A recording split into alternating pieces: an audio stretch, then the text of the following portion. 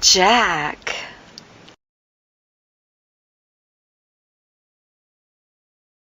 Get ready, get jivin'.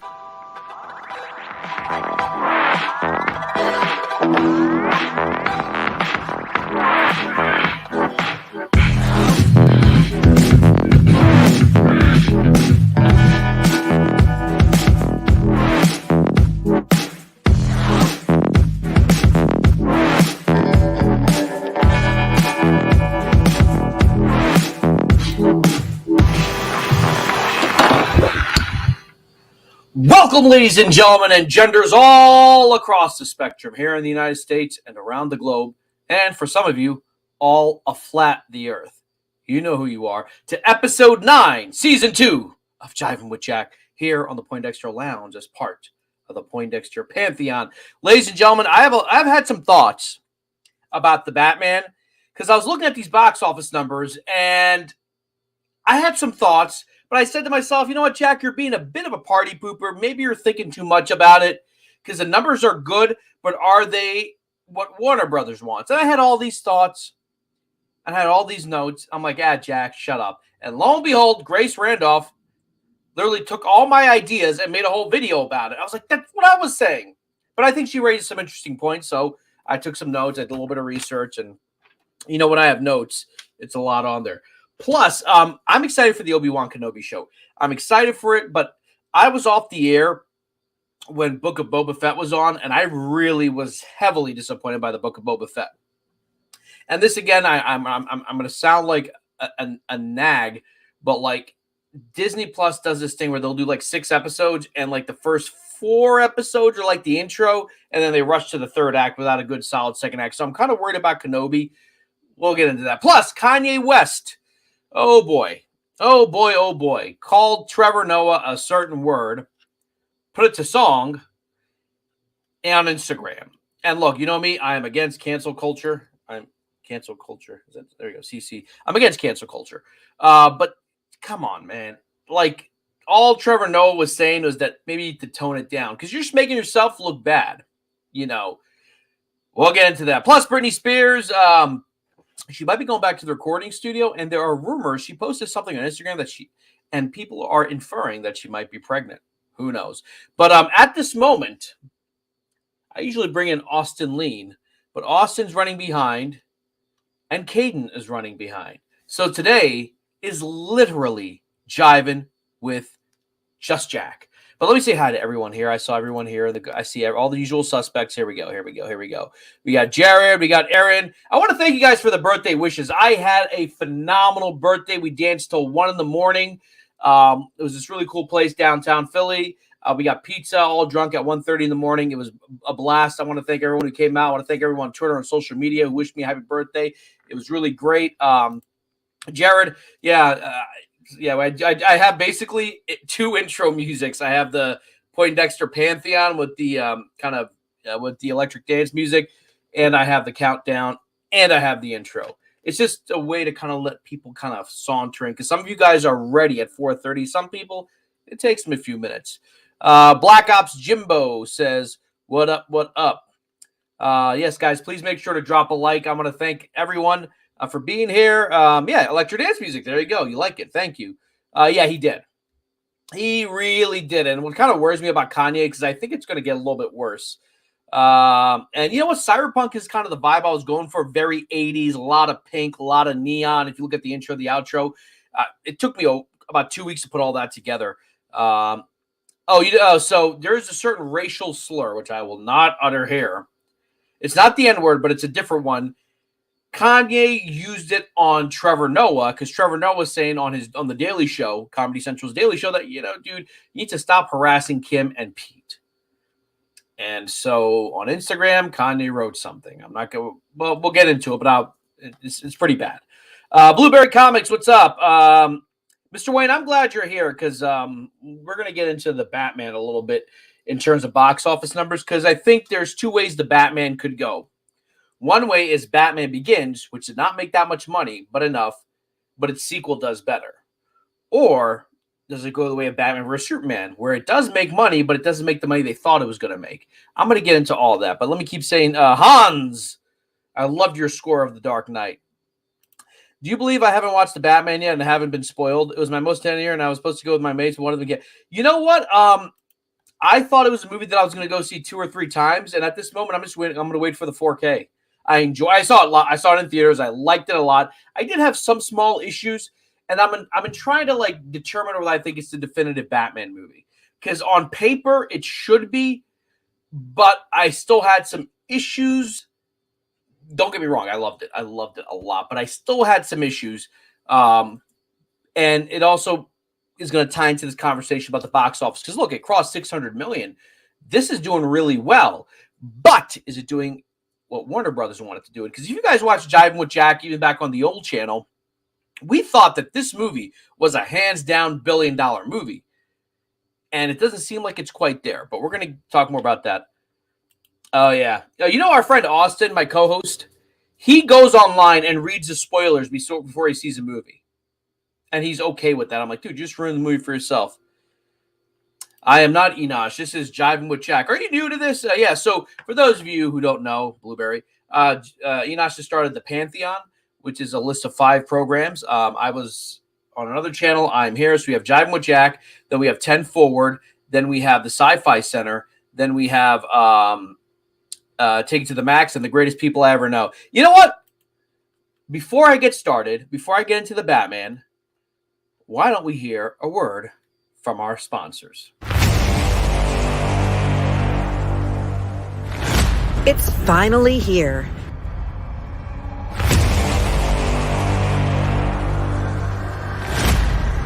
New voices, new faces.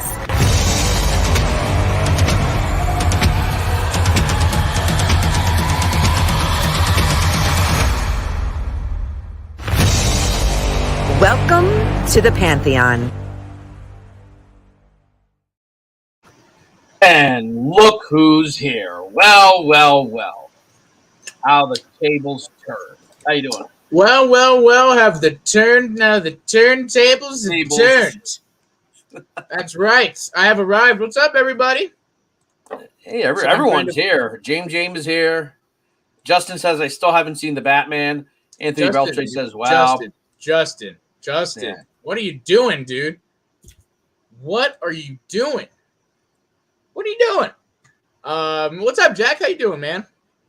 I'm doing really, really, really, really well. I had a phenomenal time Friday night. Is one of my best birthdays in years. Happy I couldn't go birthday. last year because I got COVID. Congratulations on 60 years old. You're only 5 years away from retirement.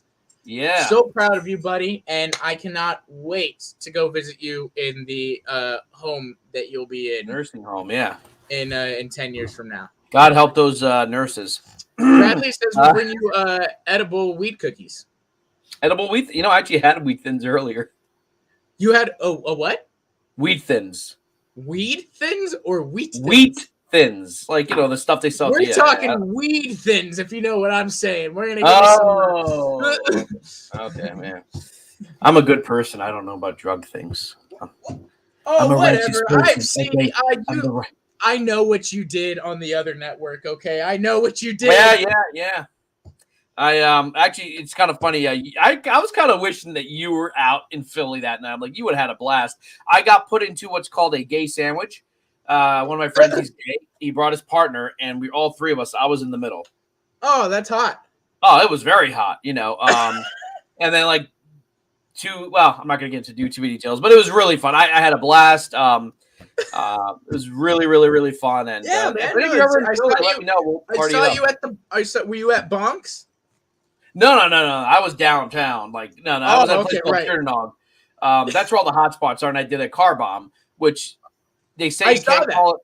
Yeah, you can't do an Irish. You can't call it an Irish car bomb because it's offensive to the Irish. We're at an Irish bar, and on it says St. Patrick's Day weekend specials, Irish car bomb. Right.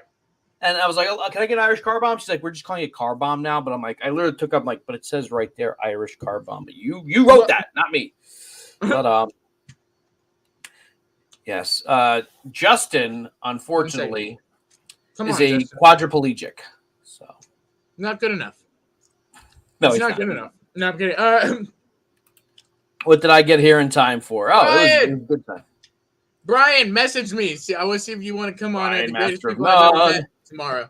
Dude, I wish I didn't have to do bingo on Mondays. I would love to join him on 10 Forward because I love talking Star Trek, and we have a dedicated Star Trek show. And right now, there's like 2 Star Trek shows on.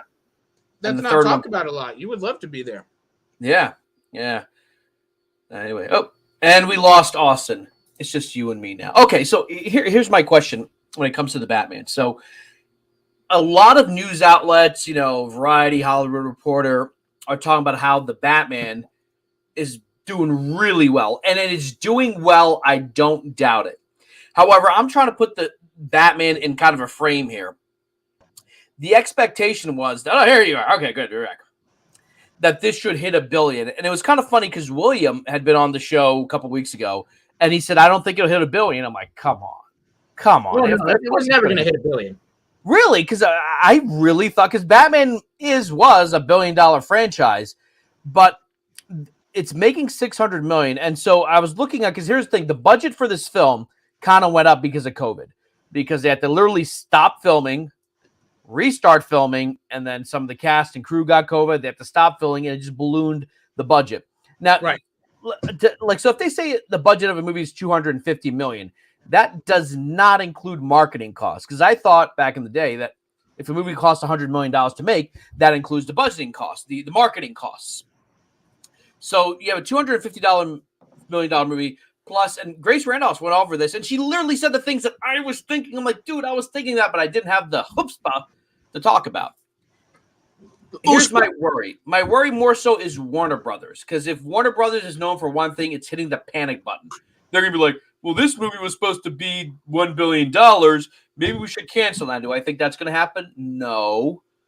But I do worry, because Warner Brothers tends to set these ridiculous benchmarks, and when it doesn't happen, they go, all right, let's go back to the drawing board. And Marvel does phase 3 and phase 4 at the same time, while they're doing it. But see, here's the thing, though. We got to always remember this. And I love you, Jack. I love you. Hey, wait, Caden. No one wants you. I love you, but I know you have your deep love and admiration for BvS. Oh yeah. But while that's fine, right? That whole thing, right? Oh, it should have made $1 billion, blah blah blah. There's a lot more that factors into that, right? Look at the fan and audience reception of the Batman, how it's being received. For the most part, that was my next point. Damn it, Austin. Yeah, exactly. Great minds. Take it away. Because now, if you go back, this happened before. Batman Begins. It was coming out of a dead Batman franchise. Mm-hmm. Did not make that. It made money. It made like 325 worldwide, and that seems small. It did not domestically. It didn't even beat the 1989 film. It did okay, but it took about 3 years for word of mouth to spread. Right. Like all of a sudden I was like, dude, because I remember when I used to say, oh, I'm seeing the new Batman movie. Like, oh, they made another one, because they were thinking of the Joel Schumacher movies, because there's only 5 or 6 years separating them. But in those 3 years, everyone eventually saw Batman Begins. And I was like, wow, this is a good movie. This is I like this. It was serious. It was fun. There was cool action. Batman didn't have rubber nipples. And so when The Dark Knight comes out, the hype is huge. Right. So I'm hoping, okay, this one didn't hit $1 billion. But there are a lot of people who may not go out. There are a lot of people who will watch it on HBO Max in 45 days or 45 days from the release date. This movie needs some breathing room so that general audiences who may not want to go out maybe they're worried about getting sick, maybe they just don't want to spend the money. The economy's not doing well right now. A trip to the movie theaters is now expensive just because of gas. Yeah. But when they watch it on HBO Max, they'll be like, wow, this movie's really good. And so whenever the Batman 2 comes out, there'll be, just like The Dark Knight, a lot of things. But I think the Batman 2 is going to make $1 billion. For sure. No doubt about it. That movie's going to be huge. Do you think consistency is an issue? Like, do you think some general audiences like, what, there's a new Batman and it's not the last guy? Because in the last 10 years, we've had 3 Batmen on screen. We had Christian Bale, he wrapped it up. Then we had Ben Affleck, wrapped it up. Then Do you think some people are just like, wait, is this another franchise? I don't get it. Like general audiences, not like the nerddom, but like, do you think general audiences are like? No, I don't think so. Look, again, if you do it right, if you do it respectfully, if you do it in a way, then everybody wins at the end of the day. Because now everybody's got a Batman for them, whether it be Keaton or Affleck or Robert. Now, 3 Batman. And now, there's a lot of opportunities to tell very different, unfortunately, there's the stuff with Affleck. He's done, that character's finished for now and all of that, but had he stayed, there would have been an opportunity, right, for Warner Brothers to really tell stories of Batman across 3 different eras. Yeah. Across 3 and which is in the, you have so many different, versions and characterizations of Batman from the comics that this would have really, I mean, you talk about, you don't get what you want. You can literally choose what you want. And like I said, Spider-Man No Way Home proved you do it right, you do it respectfully. Yeah, this can be, what's crazy? The generality. I was with my friends when we saw Spider-Man No Way Home. A couple of them had never seen the Andrew Garfield movies. Oh, so really? That wasn't their. I'm glad I was able to squeeze in the Amazing Spider-Man 2. Right. I literally squeezed it in. I was like, oh, this wasn't exactly. That bad. Yeah. No, my friend Rahi, he had never seen. TW says, "OMG, did Bradley just bring you tea, Austin?" No, I made Bradley coffee though. I don't know. I think you must have crossed over with your cup of coffee or something. It's crazy now thinking about it. In 2022. Tom Holland has now been Spider-Man longer than Andrew, definitely, but longer than Toby also. Yeah. Toby was Spider-Man 2002 to 2007. That's 5 years. Tom Holland became Spider-Man in 2016. That was 6 years ago. Mm-hmm. And he's not done. I don't think so. I think they're going to make more Spider-Man movies. I think he's going to be whatever crossover movies. So it's crazy to think about it because we keep talking about Tom Holland like he's the new Spider-Man because he's the latest Spider-Man.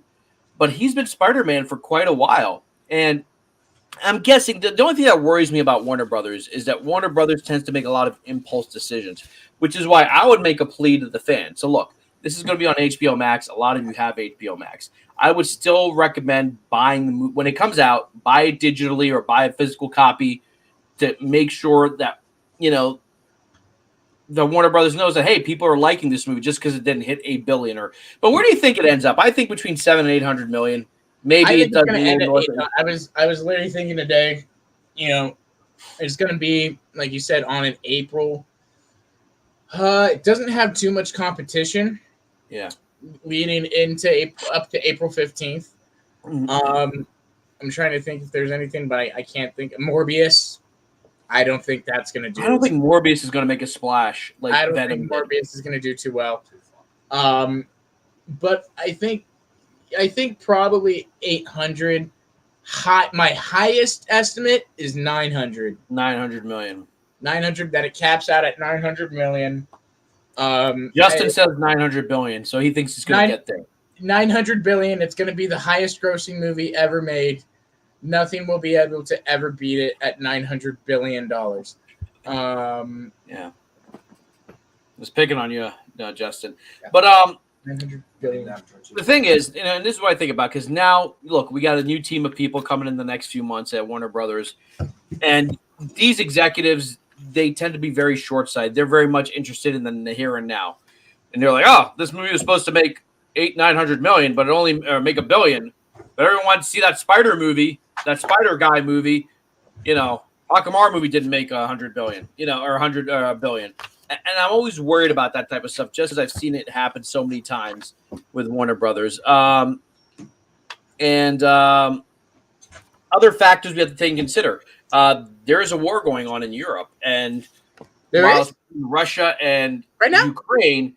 Poland has been threatened. Germany's on high alert. There's a lot of tension right now going on, especially in Europe. Add to that, gas prices are they're ridiculously high. The amount of money I have to pay to fill up my gas fills up like a quarter tank. So a lot of people are less likely. I think these are all factors as to why I was surprised. Like, it's made $600 million so far. I thought it was going to do better, but I think it's other factors. I think it's the economy. I think it's the war on the TV 24/7. And so people were like, you know what? We're just going to stay in this weekend. We're just going to stay in. I was talking to places. People, St. Patrick's Day in Philly is usually a huge deal. And while people did go out for St. Patty's Day, you have your parades and everything, it wasn't the way it was 3 years ago. So I think all these factors do affect a movie like The Batman. A lot of people who want to go see it are probably like, you know what? I'm scared. I'm this or that. There's definitely a couple of things that factor into it. I'll be honest. I love this cast. I love this director. I love, a lot of stuff. I don't think they did the movie much justice in the marketing. You know what? When I say the marketing, I mean the interviews when they were talking about this. Because, there were some things that they said that go that audience. Did Austin glitch or did I glitch? Who's glitching right now? Oh, that's you. Oh, are you back? Okay. You froze for a second. Who's glitching? I thought it was you, but sometimes it's me and it looks like you're glitching. So I was trying to ask the audience who's glitching right now. Okay. Maybe it was you because you never glitched. You just were. Yes. I have the best internet. But I'm sorry, you were saying the interviews. You had the stuff where he talked about the Kurt Cobain thing. You had they talked a lot about being very grounded. And those elements were there and stuff, but it wasn't near as bad as the way that they made it sound in those interviews. I can see what you're saying. They're almost saying this is not going to be the movie you want it to be, kind of a thing. And maybe they're trying to tone down expectations from the Snyder films, which have big action CGI spectacles. But the action in this movie was pretty tight. I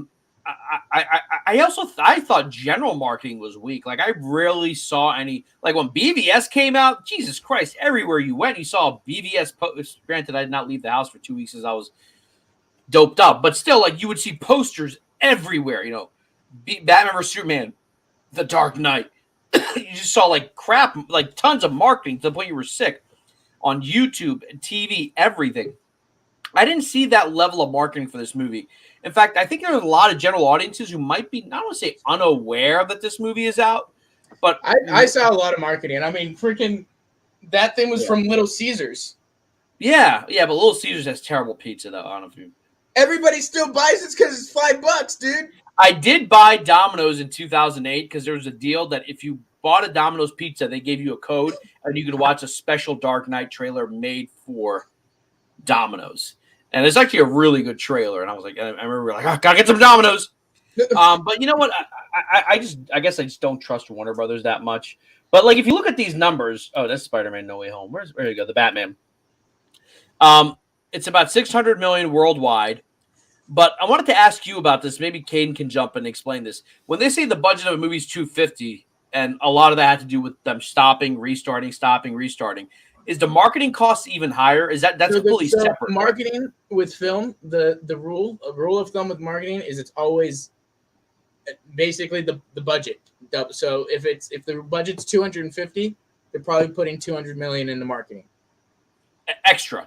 Yes. So you probably have about a $450 million budget. Okay. All right. Not to mention with COVID costs. Yeah. That's and all that. It probably reached the 500 million. Pre-COVID, the Batman was 100, and then that's what I heard.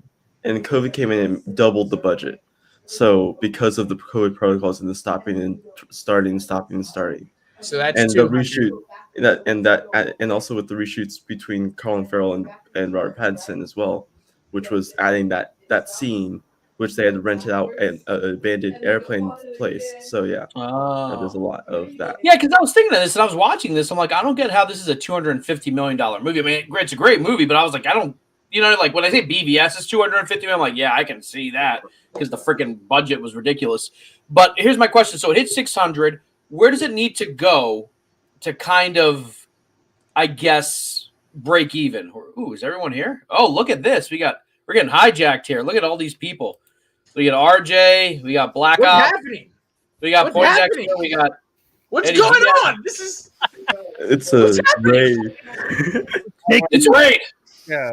Oh yeah, we're taking over Jivin with Jack. Yeah, going on a little bit too long without the Poindexter experience. Yeah, but you know what I tell you right now, something, Jack. You think that you got it. You think that you're the top. You think that you're the cream of the crop. Yeah, and it says Jivin with Jack at the top there. But let me tell you something. It's Poindexter Lounge on the door, if you know what I mean. Yeah, and that means at any given time, we may just come in with our posse, with our crew. We're like the NWO. We're taking over, yeah. Hey, I'm always happy when you guys For come, life. the numbers go up. For life, yo. I saw you guys were going live, and I'm like, oh crap! What if they go past 4:30? Like, what am I going to do? Oh no, like, I was aware of it. I was keeping an eye on it. Okay, good. But let me ask you this. I'm gonna share it right now. I'm gonna share the video out right now so that we can tell everybody that we took over took over Jivin with Jack. But I guess so my question is, Austin, or Kane, or any of you, what would this movie have to do to break even and kind of make a profit? Because again, it's not the movie. I don't trust Warner Brothers. I literally expect them. A new team comes in, they're like, oh, this movie didn't make what we wanted it to make. There's some word on the street that it needs to make $700 million to start turning an actual profit for Warner Brothers. Okay. So, I mean, I think the merchandise is doing well. I went the day of the movie to get a Batman shirt, like the Batman shirt. I went to 2 Targets, 3 Walmarts, all sold out. And they're like, the shirts came in today, and by 3 p.m. they were gone. So, all right. I mean, that's why that's why the auxiliary market exists. You know, PVOD, rentals, merchandise. You know, hotel plays, airplane plays, all that stuff.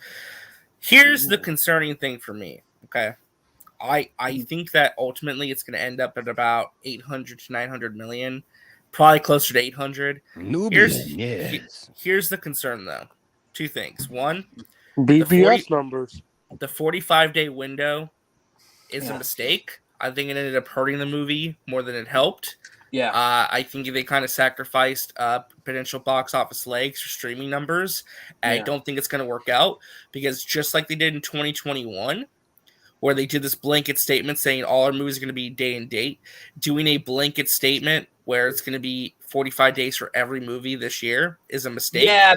Well, you know what's funny? Spider-Man's already out digitally, but if you look at I didn't pull it up. Spider-Man is still like number 6 on the box office. It's not making. It's still making money. Yeah, it's still making money, and that's Sony. Yeah, it's going to end at about 800 million domestic, which is insane. That's an insane it's about to touch, number to think about.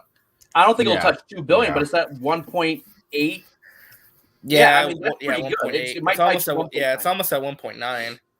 And like you're thinking to yourself, they just left it in theaters, and people are going to go back to see it again and again. I was thinking about that 45-day window, which sounds like a lot, like a month and a half, but I'm like, it's not. It's 60 days, at least 90 days, just leave it in theaters. But now there's a promise, like, oh, guys, don't worry. In about a month and a half, it's going to be on HBO Max. And I'm like, a month and a half is not that much time for them. I mean, back in the day, during the summer blockbuster era, movies would be in theaters for months.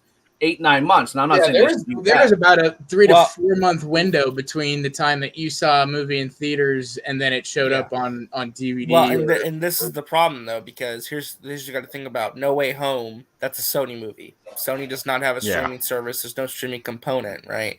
Warner Brothers right now, or Warner Discovery, it's about to become. They need to prioritize HBO Max. So again, they're kind of like once again sacrificing box office legs for streaming numbers because they're trying to bolster HBO Max.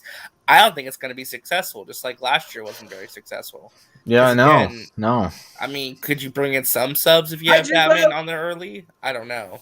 Because I feel like the people who would subscribe to HBO Max for the Batman are already subscribed to HBO Max. Yes, pretty much. I don't think it's going to bring in new people. Here's the other concern I have too, besides the 45-day window. And it's going to be controversial, so get ready. Oh God. I really love this movie. I think it's a great movie, but I have to question at this point, how badly damaged is the DC logo and brand at this point? Because I feel like there's just been, for the last, ever since, the Dark Knight era, right? Even going then, post BvS in a lot of ways, right? The legacy of the DC brand is so muddied at this point that I feel like that when people see the DC logo in the general audience, they are so apprehensive and so pessimistic that there's a loss in audience. I think there might be some truth to that because I was talking about consistency earlier. Look, I know Affleck left of his own volition. We can't really change that. They got him back for The Flash. That's great. But I do think that, could you imagine that after, let's say, the second Spider-Man movie, they released another Spider-Man movie with a different actor while Tom Holland is the MCU Spider-Man? And I think general audiences are like, it seems like DC's just throwing stuff and see what sticks. While the movie is really good, and I think a lot of people, some audiences, to your point, RJ, that is RJ talking right now, right? Yes. No. Sorry. No. Even Caden sounds similar sometimes. No, it's Caden talking. That's Anthony right there. Jack looks like he's wearing a seatbelt. Yeah, baby, because when you're in JIVIN with Jack, you got to strap in. That's my little man purse. I said strap in, Austin, not strap on. Did someone say strap on? Hey now. Whoa, wow. Well, yeah, You're crazy. My whole point is I feel like she just wanted to come say hi. She just bugged me. Yeah, so it's a cute baby. she woke up from her nap, so she now wants attention. So yeah. Right. Black Ops, I think we have the same chair. Like I got mine from eBay, but like there's like 20 different brands of the same chair, but like it just has different words right here. Like you also have like the X in the middle. I have it's the same place in China that makes these chairs. But it's a cheap chair, but it's nice. It's nice. And like I said, let me ask you guys this. Go ahead, sorry. No, I was just saying, I love the movie. I think it's great. I think the sequel is going to do even better because the people. Movie, RJ, because I think you're lying. You're lying, RJ. You don't really like it. You're such a poser. RJ, My it's God, a flop, can you just RJ. stop It's a flop. posing for half a second? Can you please just give us RJ, I can how much see are they right paying through that RJ? screensaver, my friend. I can see right through that screensaver. I know exactly what. No, I'm kidding. Go ahead. I'm saying the people who saw this movie really loved it. I think the word of mouth will be strong for streaming and home video. Where's your sources for that? Well, it's just speculation. Exactly. Speculation. But I think the sequel will do better. The problem is, I think there is such pessimism and distrust with the DC brand that the general audience is not interested in DC right now. There's not.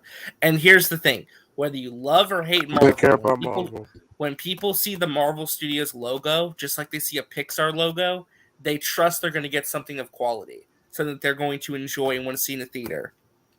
Right?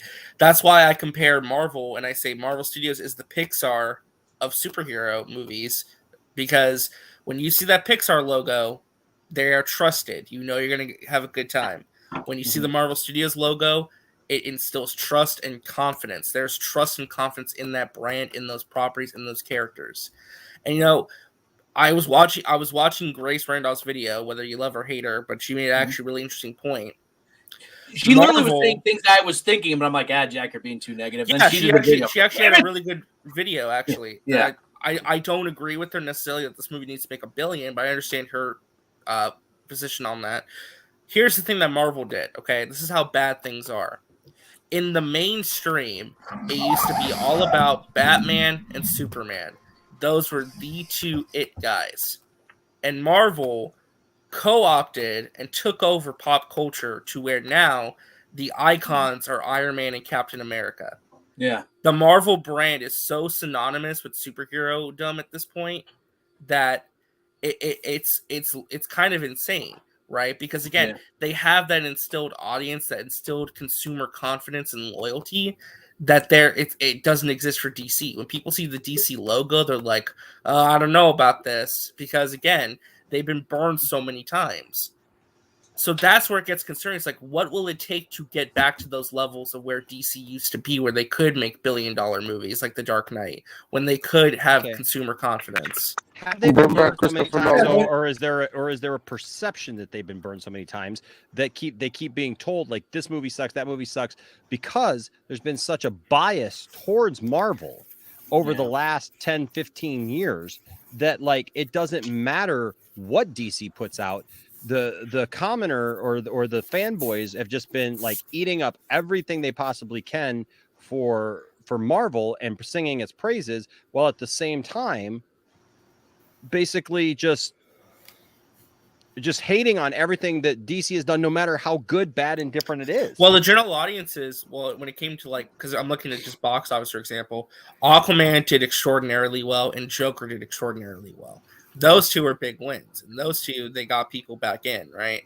But occasionally, I mean, Wonder Woman 84, I think, did some damage to that brand. I think, I don't hate Birds of Prey, but that didn't perform very well. It's just, for some reason, it's just DC sometimes, they're so hit or miss when connecting with the general audience, because I feel like the general audience feels very pessimistic about DC because they got burned so hard a couple years ago with stuff like the theatrical cut of BvS and Justice League, right? That they're not...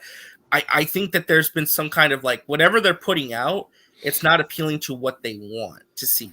And I'm not saying they need to pivot and make these corporate movies or something. I'm just saying there's something fundamental. There's been a loss in audience, and I'm just curious, how do we get those people back in? Well, there is a way to bring them back in. There is. It's just how do we get back to that? Zaslav will figure it out. Who was that? Was that Stella? Was that you? Yeah, go ahead. No, I'm just saying, again, old regime going out, Zaslav and Discovery are coming in. So hopefully it'll be the breath of fresh air that, we're looking for. And I think it, again, when I was trying to distinguish before in a different stream, who are you embarrassed about with all these decisions? The old regime that's going out that we hate?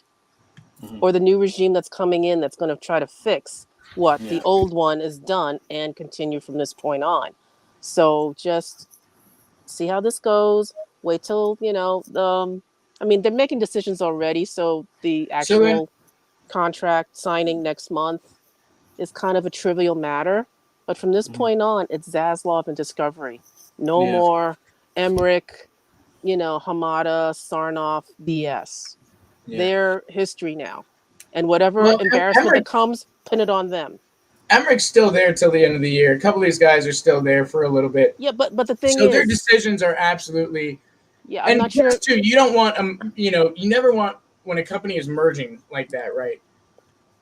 Even though people may disagree with the older regimen's decisions and things like that, it makes the company look even worse sometimes when you come in and just go wipe the entire slate and. Do all that because you want it to look like a meaningful transition, like you want to continue. You have to admit that the old regime, they messed up. Again, I've said that they've had human rights violations, labor violations. Again, Joss Whedon's the one that's not working, folks. He's the liability for anyone who hires him from this point on. Okay? And these executives that are still left that, their contracts may end at the end of this year, but they have to carry out their jobs till the end of this year. But until we hear a renewal, or some form of rehire, they're gone. They've basically, again, been shown the door. Don't let it hit you on the way out. Okay. So then I guess the question becomes, because I do want to bounce off your question, Jack. Then the question becomes then this: if they don't do what we want them to do, restore the Snyderverse, whatever, then we vent as much as we have been. If they don't do that, what? To get back to Jack's question, how do we get that audience back? How do we appeal to those people? That's my okay. If they don't do it, if they don't do that, then the only possible answer I see is just to be completely honest, okay, I think you wrap up the Aquaman trilogy and the Wonder Woman trilogy. Yep. And then you just reboot. Then you reboot. That's where I was thinking that this may be headed to. You basically reboot, and your priority basically is make the best. Because here is the defining philosophy as to why the MCU was successful in Phase 1. Okay, because people are correct. They didn't start hitting their box office stride really until the first Avengers movie. The first Iron Man made $500 million. That did pretty well. But I'm talking about the big extraordinary numbers we started seeing with the Avengers. Is because a couple things. One, they took their time.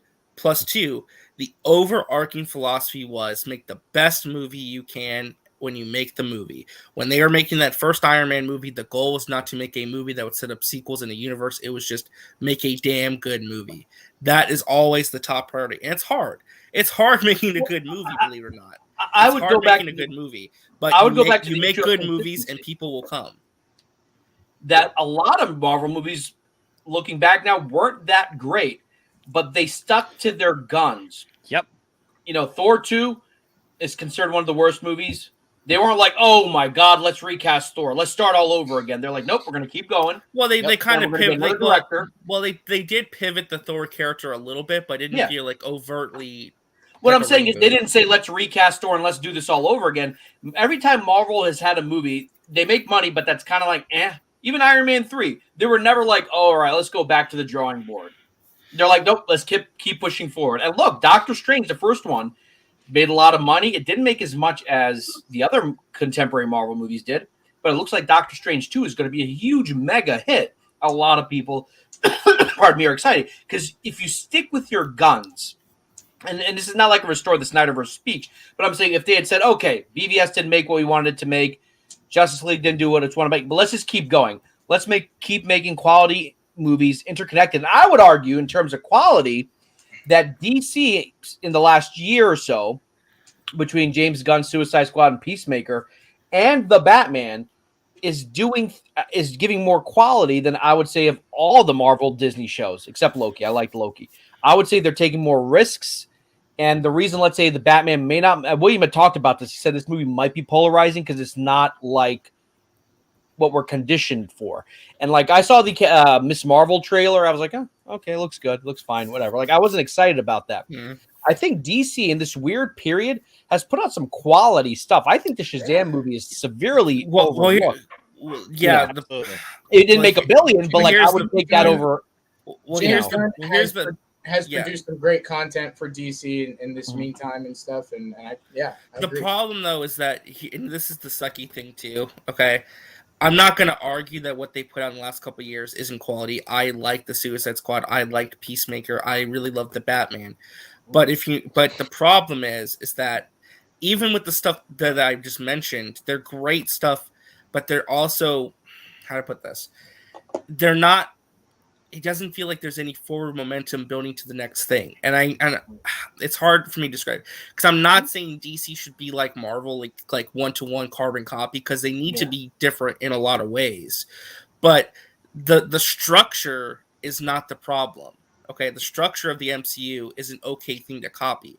I think what always has separated DC is its tone and how it handles its characters, and that's how you separate it. I think ultimately you copy that MCU structure, but you differentiate it in terms of tone and how you handle the characters and the subject matter of the individual films.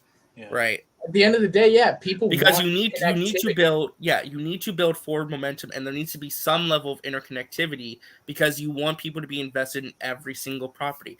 They took a character like Doctor Strange, okay, and his movie coming out on May 6th is one of the biggest, most anticipated movies of the entire year, and is going to easily probably be the next $1 billion film. And it's Doctor freaking Strange. They took Captain Marvel, made that $1 billion property, okay. And again, you copy that structure, but you differentiate with tone. And I know some people don't want that. I like standalone stuff too. I think there's a room for standalone movies. I think you could still do occasional standalone ventures on streaming on HBO Max, or do something like the Batman, which is in its own separate continuity. But you need to have a connected DC universe. Yeah. They have been shying away from that for so long, and they're trying to kind of get back there. But when you have these huge pieces missing and all these question marks, when you're trying to make it interconnected again, it doesn't feel coherent, and the audience doesn't really care. Because again, there's no here's the problem too. With Marvel at this point, the general audience is like, I'm going to see every single Marvel movie that comes out because it's part of one large interconnected branching storyline. And it's so much part of the culture too. Like, sorry, I didn't mean to interrupt you, but like it's so much like you have to see the latest Marvel thing. Sorry. Yeah, no, and that's the thing with DC. I'm sorry, but the general audience can cherry pick what they want to see. There's no motivation to be like, well, because there's no consistency. I'm interested in Aquaman, so I'm going to go watch Shazam. There's nothing like that. When we were talking about, you were talking about tone, and I'm going to sound like a broken record here, but I think that's what Zach was trying to go for. Like, oh, our movies are interconnected, but they're totally for adults. There's no winking. There's no Bob Kane, Bill Finger cameo to like, hey guys, this is a movie. Maybe he took it too seriously, but at least they were Wonder Woman. A lot of people forget that first Wonder Woman movie. An entire village gets killed. Remember that famous scene where she goes and she saves the villagers? The next day, they all get killed. Like, or like, oh my god, this is pretty intense.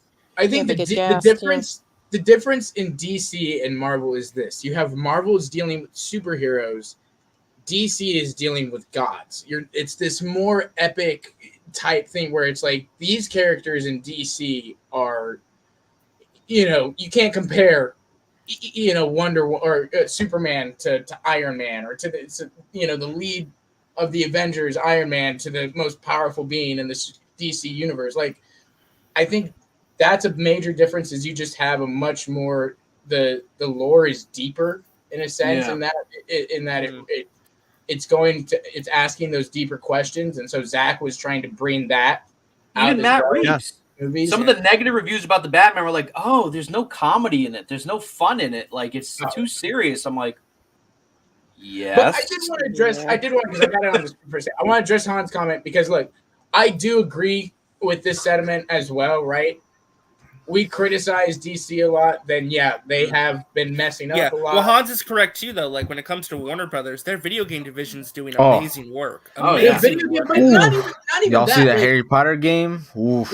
Let's look at Warner Brothers. Warner Brothers still makes pretty great movies outside of DC and stuff. They still are known for making pretty good movies, and so I think you were talking about Walter Amada and what he did with The Conjuring. Right. And as much as we don't agree with what's been done with DC, how it's been ran and all of that type of stuff, you know what? You have to give them credit that Warner Brothers is not just a DC company. They're a movie entertainment company. Games, music, movies, and it's not just DC. Right, there's a lot more. A lot of the times DC fans make it all about ourselves. Well, yeah, but just to get back just for a second, I just want to say this too. The thing that Zaslav is going to have to do also day one, because again, I'm going to sound like a broken record, but when they look at DC, okay, because the comic book medium is there's two brands, okay, you have Marvel and DC, right? They are basically yin and yang, right? One is doing so much better than the other right now. The other brand looks a lot weaker inherently.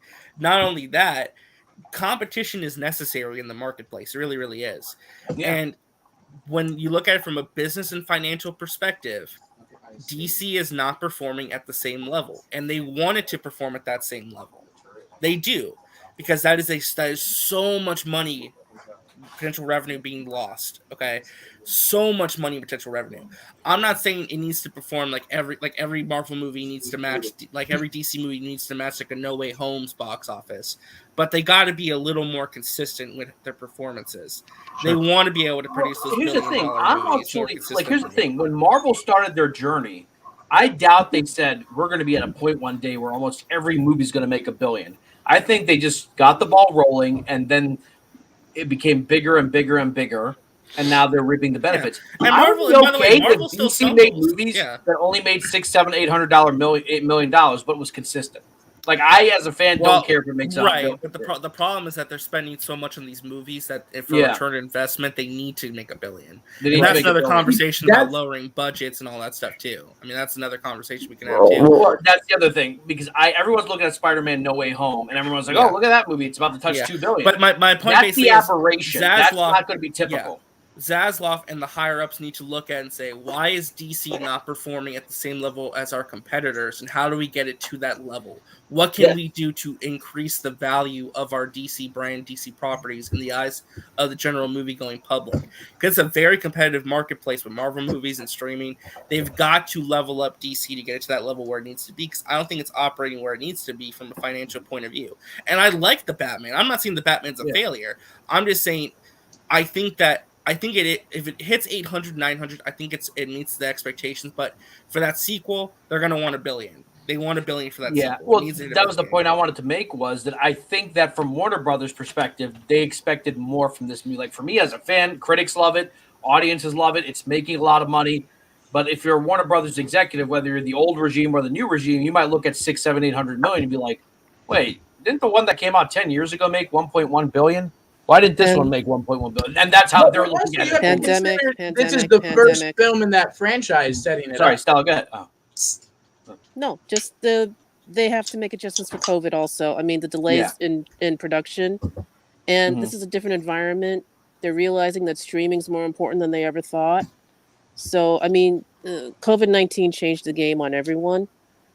And again, it's a reset for WB execs, whether they take their property and their involvement in DC Comics seriously now. Yeah. Marvel and Disney got a formula. They're mushing everything through. It's successful for them. Doesn't mean it's going to be successful for DC and WB. Yeah. I don't even think have it's that to good. find their niche. They have to find their niche. So niche. Yeah. Can't talk anymore. No, the thing. Do you think that, I mean, we've talked about this to death, but it's such a recurring topic. Do you think a restore of the Snyderverse, whatever that would mean, not necessarily that he's Kevin Feige, but like going back to that tone could kind of reshift? Because people talk about BvS now 6 years later, 5 years later. Yeah, and they don't talk about it with the same hate that they did 5 years ago. A lot of people are like, oh, you know what? That wasn't as bad as I thought it was. Oh, you know what? I saw it again recently. I'm talking about like people I've talked to are like, you know what? That movie wasn't that bad. I remember I hated it when I first saw it, but Yeah, it grows on you. That's what critical acclaim does. You go back and watch it again, something that usually doesn't happen to normies. Yeah. And if WB had stuck to their original guns with what Christopher Nolan and Zack Snyder presented way back then, we'd be done with that universe by now. Yeah. Yeah.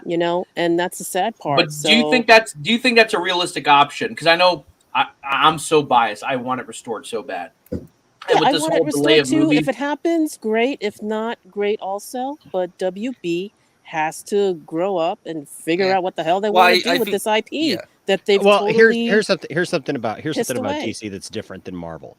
Marvel right now is presenting all of their characters within a universe that has the same tone. Everything has the same tone. Even the ones that try to branch out and do something a little different, it still comes back to the same tone because they introduced the same other characters from that universe, and there's nothing wrong with that, right? The problem that if you try to apply that to DC is DC doesn't have the same tone. You got literally people. You got people. Oh, you know what? Here's a great thing. Have you seen the video about Batman Returns? Which one? They came out a few years ago where the parents, it's a talk show where parents and kids were talking about how Batman Returns. Yes. Yeah, I watched kids like I saw Terminator 2. Right. And you literally had people in the 90s mothers going, well, I took my kids to see Batman Returns and I was just thinking that it was Batman. So like I was thinking, more along the TV show that I grew up with and the comics of the 60s. First of all, you could tell this woman had never picked up a freaking comic. No, yeah. It was done. You have the little kid that's in there going, this Batman is not for children. Exactly. You're like, I'm okay with that. Watch that video, though. Watch that video. They were saying that about Batman Returns. And as I was watching that video the other day, because it came up again, and I was watching it the other day, and I was thinking to myself, God, they had no idea it was coming. And so the thing is, though, is that people were complaining about it then. And you know why? It's because these people who don't like this darker tone or whatever, they have in their mind like this fantasy world of DC characters, right? And they're trying to compare it to the Marvel world that's bright and colorful, and that's what all superheroes should be. No. Exactly. No. Well, and here's the difference with DC. DC has a color palette of different kinds of characters. Yeah. Batman should be dark, should be brooding. It's one of my biggest problems. We haven't done our Batman spoiler thing, but one of the things I'm going to bring up in my Batman spoiler comment when we do this is that I don't have many critiques of the Batman movie. One of my critiques, though, is the tone of who Batman is in that world isn't consistent. 1 second, literally, people are scared to look into a dark alley because they're scared Batman might pop out like he's like an animal or like something that's going to attack them, or like this dark wraith that's going to get them, like it's like some supernatural thing. The next minute, he's literally in an apartment with the police, and the police is like stopping him and pushing him back with their hand. I noted that too. You don't do that to something that you are scared of. That the city is scared of, that they don't know who this guy is. The guy being attacked by the gang literally looks at Batman and says, please don't hurt me. Yeah. Okay. But you got the cop, the little punky cop, pushing his hand back and pushing Batman back. Then you got literally Batman just hanging out like a little bit later, and the cops are just following him. There's absolutely nothing that Batman is. Batman walks into the club. Nobody's freaking scared of Batman. Yeah. Batman's just walking through the club, literally firing things, getting in fights with people, and nobody's freaking out, even though just a few minutes ago, people were scared to look into a dark alley where Batman might be. But now they see him out in the open, and they're not scared at all. They're literally still partying. That line that Penguin's like, they always kind of bug me from the chest, like, "Hey, take it easy, sweetheart." Right? Like, and this guy's like, whoa, wait. No fear. You compare that to like no Falcone. fear whatsoever. By the end, he's part of the Peace Corps, and he's trying to like lift people up in helicopters and stuff. But hold on. I get it. But the thing is, the tone. I get it. It's supposed to show this evolution, I guess, of Batman. But the tone is not consistent. So Batman is all over the place. Like 1 minute he's super serious and dark and brooding and like pounding people into the ground, and the next minute like he's kind of confused and he's this. And I understand it's year 2 Batman. I understand that. Okay. My point is not about the Batman movie. It's just about the consistency of the. But they do address it. They address it. Kind of, but not really. I mean, look, they tell you straight up. They say, look, the criminals when are Batman's those talking to Gordon, and they find out that here's the other thing. Here's the thing. If Gordon is the lieutenant, right, he has no power. Gordon, the commissioner, walks in. The chief of police is in there, and they both hate Batman. They both want Batman taken down. The chief of police wants Batman arrested, and that's why Batman is in the precinct, right? Right. Here's the thing. They all know that Gordon is helping Batman. Batman is a vigilante. Batman is not deputized. Batman has absolutely no authority when it comes to Gotham City crime fighting whatsoever. They have him there. Gordon, they know, is an accessory to it. Gordon brings him into a police situation. Gordon should be arrested for aiding and abetting a known vigilante and bringing him into that situation. There is no real life scenario where that dude is allowed to just continue on being a lieutenant in there. When the chief of police wants Batman taken down, the police commissioner wants Batman taken down, and literally you got Gordon shining a freaking light trying to get Batman to come and help him.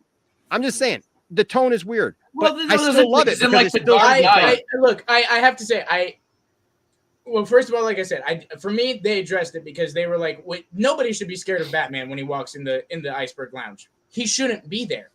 Why would anybody be afraid? Like, they're all criminals. They're in a part of town where Gordon literally says, we can't get a warrant there. We don't go near there. We like they do. Well, I thought also too is the message of that they think they're untouchable and nothing could happen to them. Exactly. Because, again, they're, like the DAs are there, the politicians are there. I get it. But there's just a lot of other stuff. Have this conversation about Batman. Can I jump off because I think you're right, Enosh, in that, like, and I think this goes back to what I said earlier. It's a problem with how the director and everybody talked about in the interviews. Oh, it's a grounded world. Oh, it's we're trying to make it. Shut up about the grounded crap. Shut up, because you're fantasy. Right. In a reality, right? In our reality, that whole Batman scene in the precinct doesn't make sense. In the comics, that's exactly what Batman does. Exactly. When so my point wasn't to go off on that. My point is just that Batman is always supposed to be this dark thing. So people, there are still people, for God's sake, that look back on cartoons. That was their expression of Batman.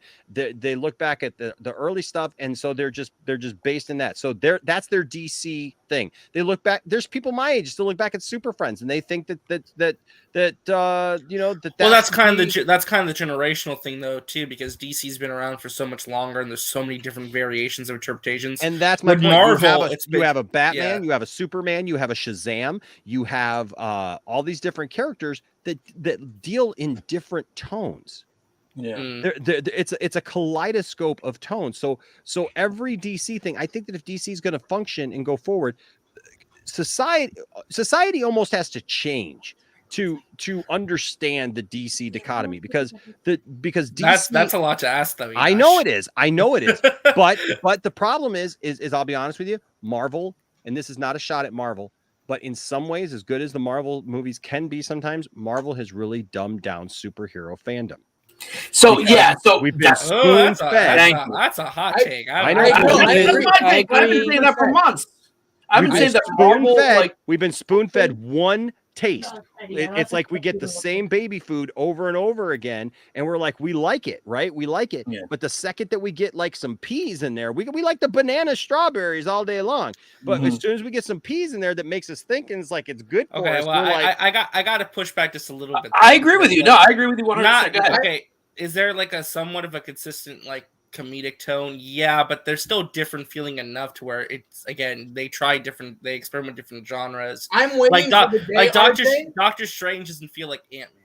Okay, but like, RJ, Doctor Strange was like 6 years ago. You know, Doctor Strange is still gonna have those moments with him and America Chavez. That's all silly and like that's Scooby-Doo this crap. I'm waiting for the Marvel Scooby-Doo this crap. Right. I'm waiting for the Marvel movie or show or whatever it is, and I'll be honest, like Moon Knight is the closest thing to it. That's what I'm saying. Let's leave the comedy out. Well, they're getting more. That's the thing. Like they're getting more experimental. They're experimenting with different types of tones, different types of characters. But also, they're losing customers too. At all.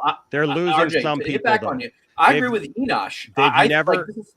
They've never had the kind of pushback like they have over the last few things, though. Either have they? They are. Well, a lot of it's for stupid reasons, though. Well, I know they are, but they're trying new stuff. Acclaimed superhero movies, and it's crap when you rewatch it. Yeah. I mean, here's the thing about the Phase 1, 2, 3 movies that were not so great. They still, because of the Infinity War saga, you kind of had to watch them again. Like Thor: The Dark World plays a huge role in Avengers Endgame. But I would say that I don't think they've been experimenting much at all. Like, yeah, WandaVision was like trying to do this whole thing, but the tone was the same. It feels the same in everything. Every character, and I kind of blame Iron Man for this, as great as RDJ is in that role, they're like, that's what works. People want someone who's a little bit sarcastic, doesn't take a situation too seriously. Let's do that with every character. And they basically did it with every character except Black Panther. Every character at some point became quippy, funny, so that when the stakes are raised, it doesn't feel serious. Like, I feel like the third act of most Marvel movies are garbage, with the exception of Spider-Man No Way Home. While there was a lot of jokes and quippiness, when, spoiler alert for anyone who hasn't seen, when Aunt May dies, I was shocked they did that. I was like, wow, they actually went there. They killed off Aunt May pretty brutally. And there's some actual consequences. But when, like Loki, I loved Loki, but even Loki had the same kind of, all right, let's quip every dialogue. He's quippy. Who's the actor opposite him? Wow, that guy. What's his name? Owen Wilson. Owen Wilson, yeah. He's quippy.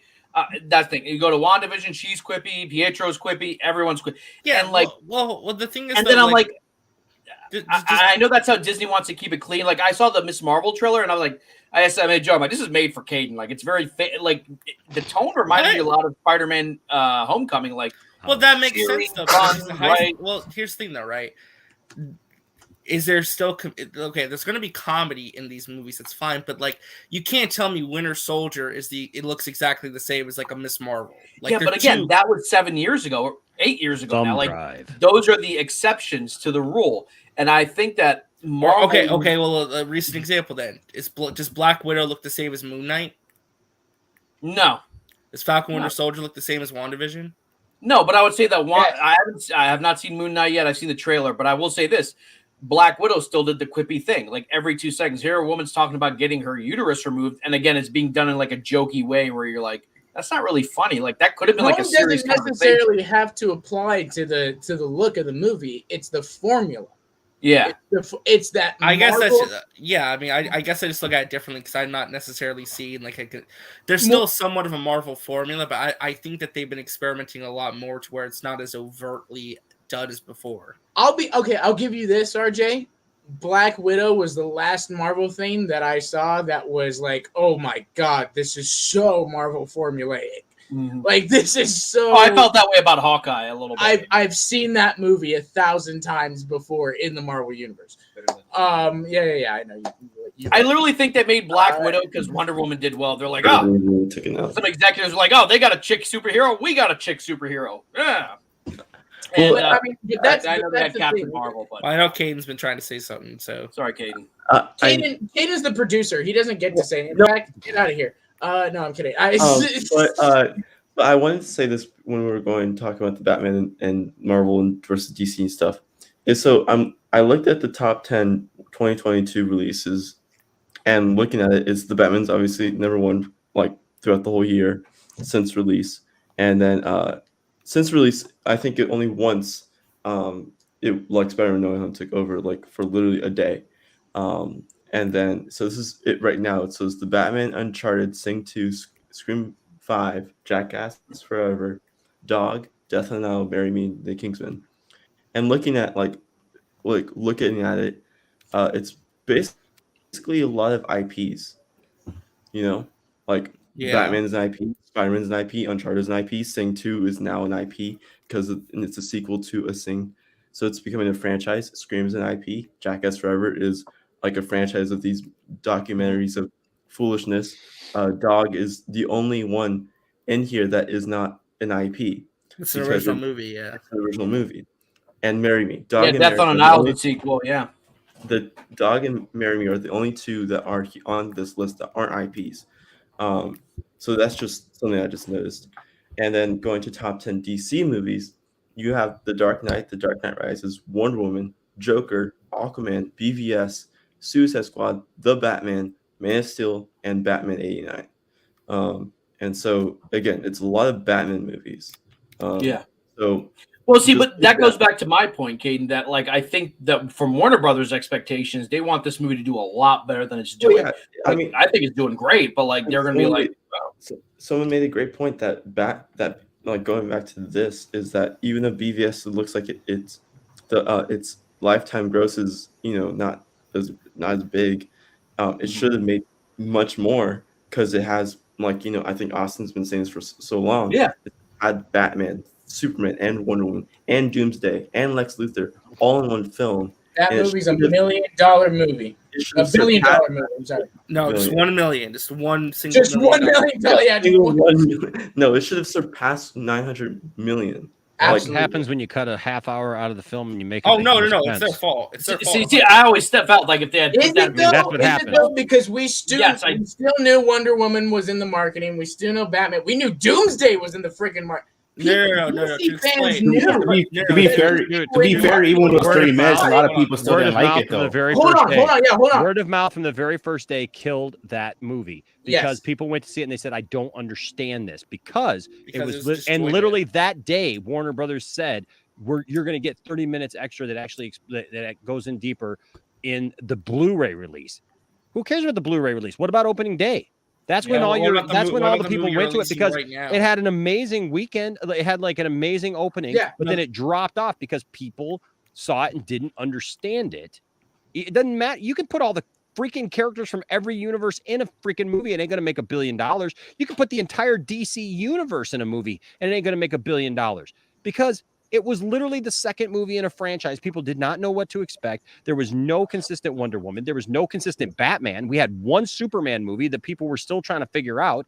And what are you going to do with it? I would make the case. But Enosh, you have to admit this too, right? At the same time, you have to admit beyond that, outside of the understanding, the storyline of killing Superman off in your second movie of adapting him was dumb as hell. Did not go over well. I don't think that was the problem people had with it. They weren't like, "Oh, I can't believe they killed Superman. That's why the movie's bad."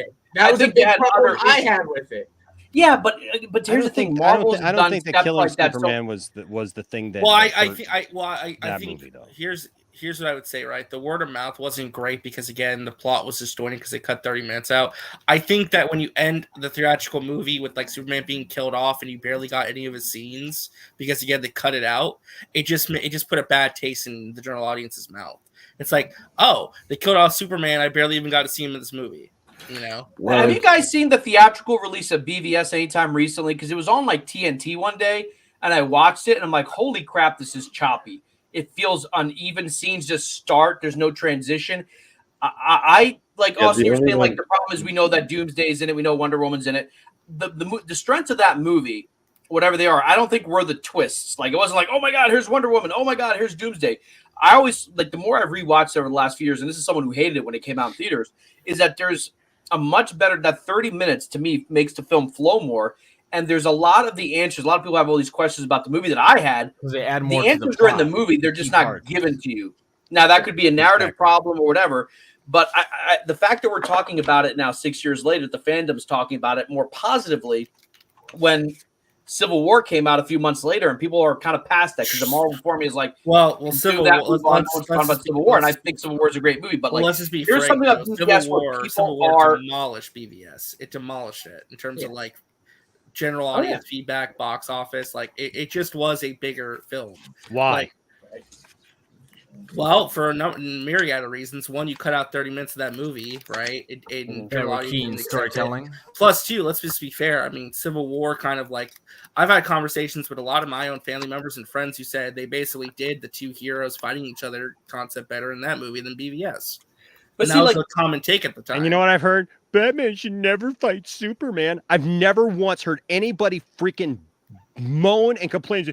Iron Man shouldn't fight Captain America. My Superman wouldn't fight Batman. They're buddies. World's finest. Go look up a World's Finest comic cover and tell me how Batman and Superman never fight each other. I've literally done it here on the channel where literally almost every freaking month, Batman is being held up and almost like choked to death by Superman or killed or put through a ringer, or like they're back in medieval times and Batman's going to get burned at the stake and Superman's the one who's like at the thing, like giving the it's a bunch of like in my head canon is what it is. It's a bunch of BS.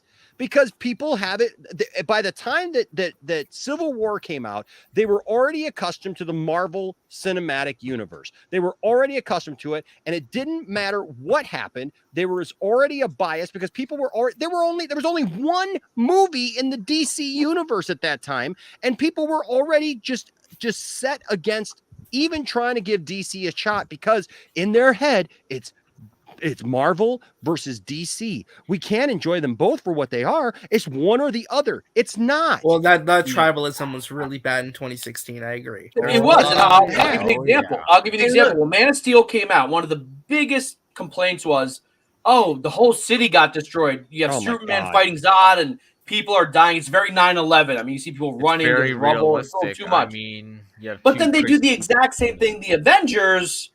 But like they're making jokes the whole time. They're literally nobody's held accountable, and they go for shawarma afterwards. Yeah, right. Yeah. I love literally they could have taken the space battle.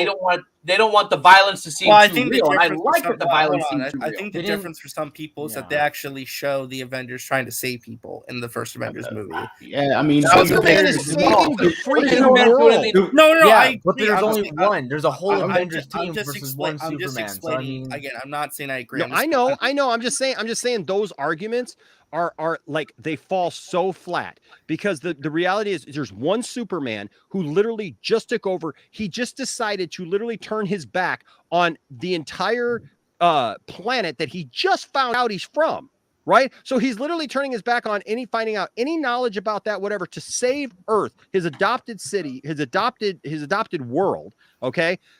This whole thing of he should have taken Zod away from. I swear to God, if I hear that one more time, somebody needs to get freaking throat punched. He should have taken it away from the city. He should have. Come on, he should have kept it in that area where they started, where it was completely deserted.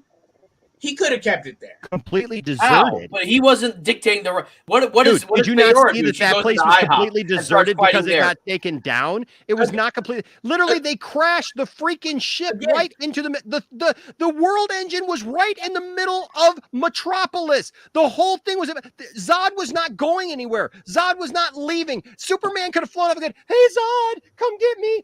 And Zod would have given him the whole Steve Austin salute and gone right back to doing it because he didn't care about Kal-El at that point. He cared about terraforming the planet to be for Kryptonians, to keep the Kryptonians going. He literally yells at Superman and says, "What about Krypton?" And Superman literally looks at him and says, "Krypton had its chance. He's got to do something." He did not have the opportunity. He did not have the luxury of saying, "I'm going to like steer the ship off and go someplace else. I'm going to take Zod someplace else." There were literally tons of Kryptonians with the same power that he had. Yeah. Literally, Zod was fighting for his life. Zod is a general who they literally said was engineered for one thing and one thing only, to protect the Kryptonian race. Zod was fighting for not just his life, but the entire Kryptonian race. He was not going to let up. He tells Superman this. He's throwing Superman through buildings. He's busting Superman in the face. So what is Superman going to do? Sit there, boom. Oh, okay, that didn't hurt. Take me over here. Let's go over here and fight. That's a bunch of BS. The only reason there's that whole spot right there where there's nothing, if you look around, it's because it looks like 9/11 times 10. There's like all these buildings out because Zod took the building. I will just say this. If anybody says that that is Superman's fault, then Batman killed all those innocent civilians in the Batman because he was going 100 miles per hour backwards on the expressway. You're driving with your family in your minivan trying to get home from dinner that night, and all of a sudden here comes the Batmobile opposite direction at 100 miles per hour in the rain, kicks you off the side, jackknifes a car. And by the way, how does the freaking Batmobile not catch that little car that the Penguin's driving? Please tell me that. He's got a freaking jet engine on the back and he can't catch the Penguin. The police would have, you know what? The police would have said, you know what? No, what? We know where the Penguin is. We're going to go get him later. Not Batman. Batman doesn't say, hey, I know where the Penguin hangs out. I can go get him at any time. No, I'm going to make him flip his car 80 times and sit there and not have a scratch on his body. But yet Superman always finds a way. Superman doesn't have to kill anybody. Superman doesn't have to do anything like that. Literally, Zod is going to fry a tell the family, listen, I want you to be with your mom and dad, your grandma and your grandpa, your boyfriend, your girlfriend, your husband, your wife, with your kids in the freaking subway. Zod comes down and is going to aim his heat vision at you. You'll be thanking God there's a Superman there to break his neck. Okay? Yeah. Because Zod was not going to let up. Period. Before I address that, the point of the whole scene. That was literally the point of that whole scene. He wasn't going to stop. To be fair, though, one quick question about the Batman. Batman is innocent. He didn't cause the Penguin. Before the chase scene happens, Selena Kyle, Catwoman, finds the dead girl. What was the Penguin did all that stuff, not Batman. The Penguin did all that. The Penguin, they find that girl who'd been killed. Yes. They find her body, the sex slave. I think that's what it's implied she was. Or a sex worker. They find her body, and then Gordon and Batman just let the Penguin go. I'm like, you could put charges on him and be like, hey, listen, nope, that girl, we're putting that on you unless you want to tell us who's in charge. I was like, and the one thing that kind of bugged me when they said the flying rodent, I'm like, oh, that's supposed to be Batman, because every time they always refer to bats as flying rodents, and Batman's like, could be a penguin. I'm like, no. It's a bat. And then when he figured out, wait, a flying rodent could be a bat, I'm like, yes, it could be.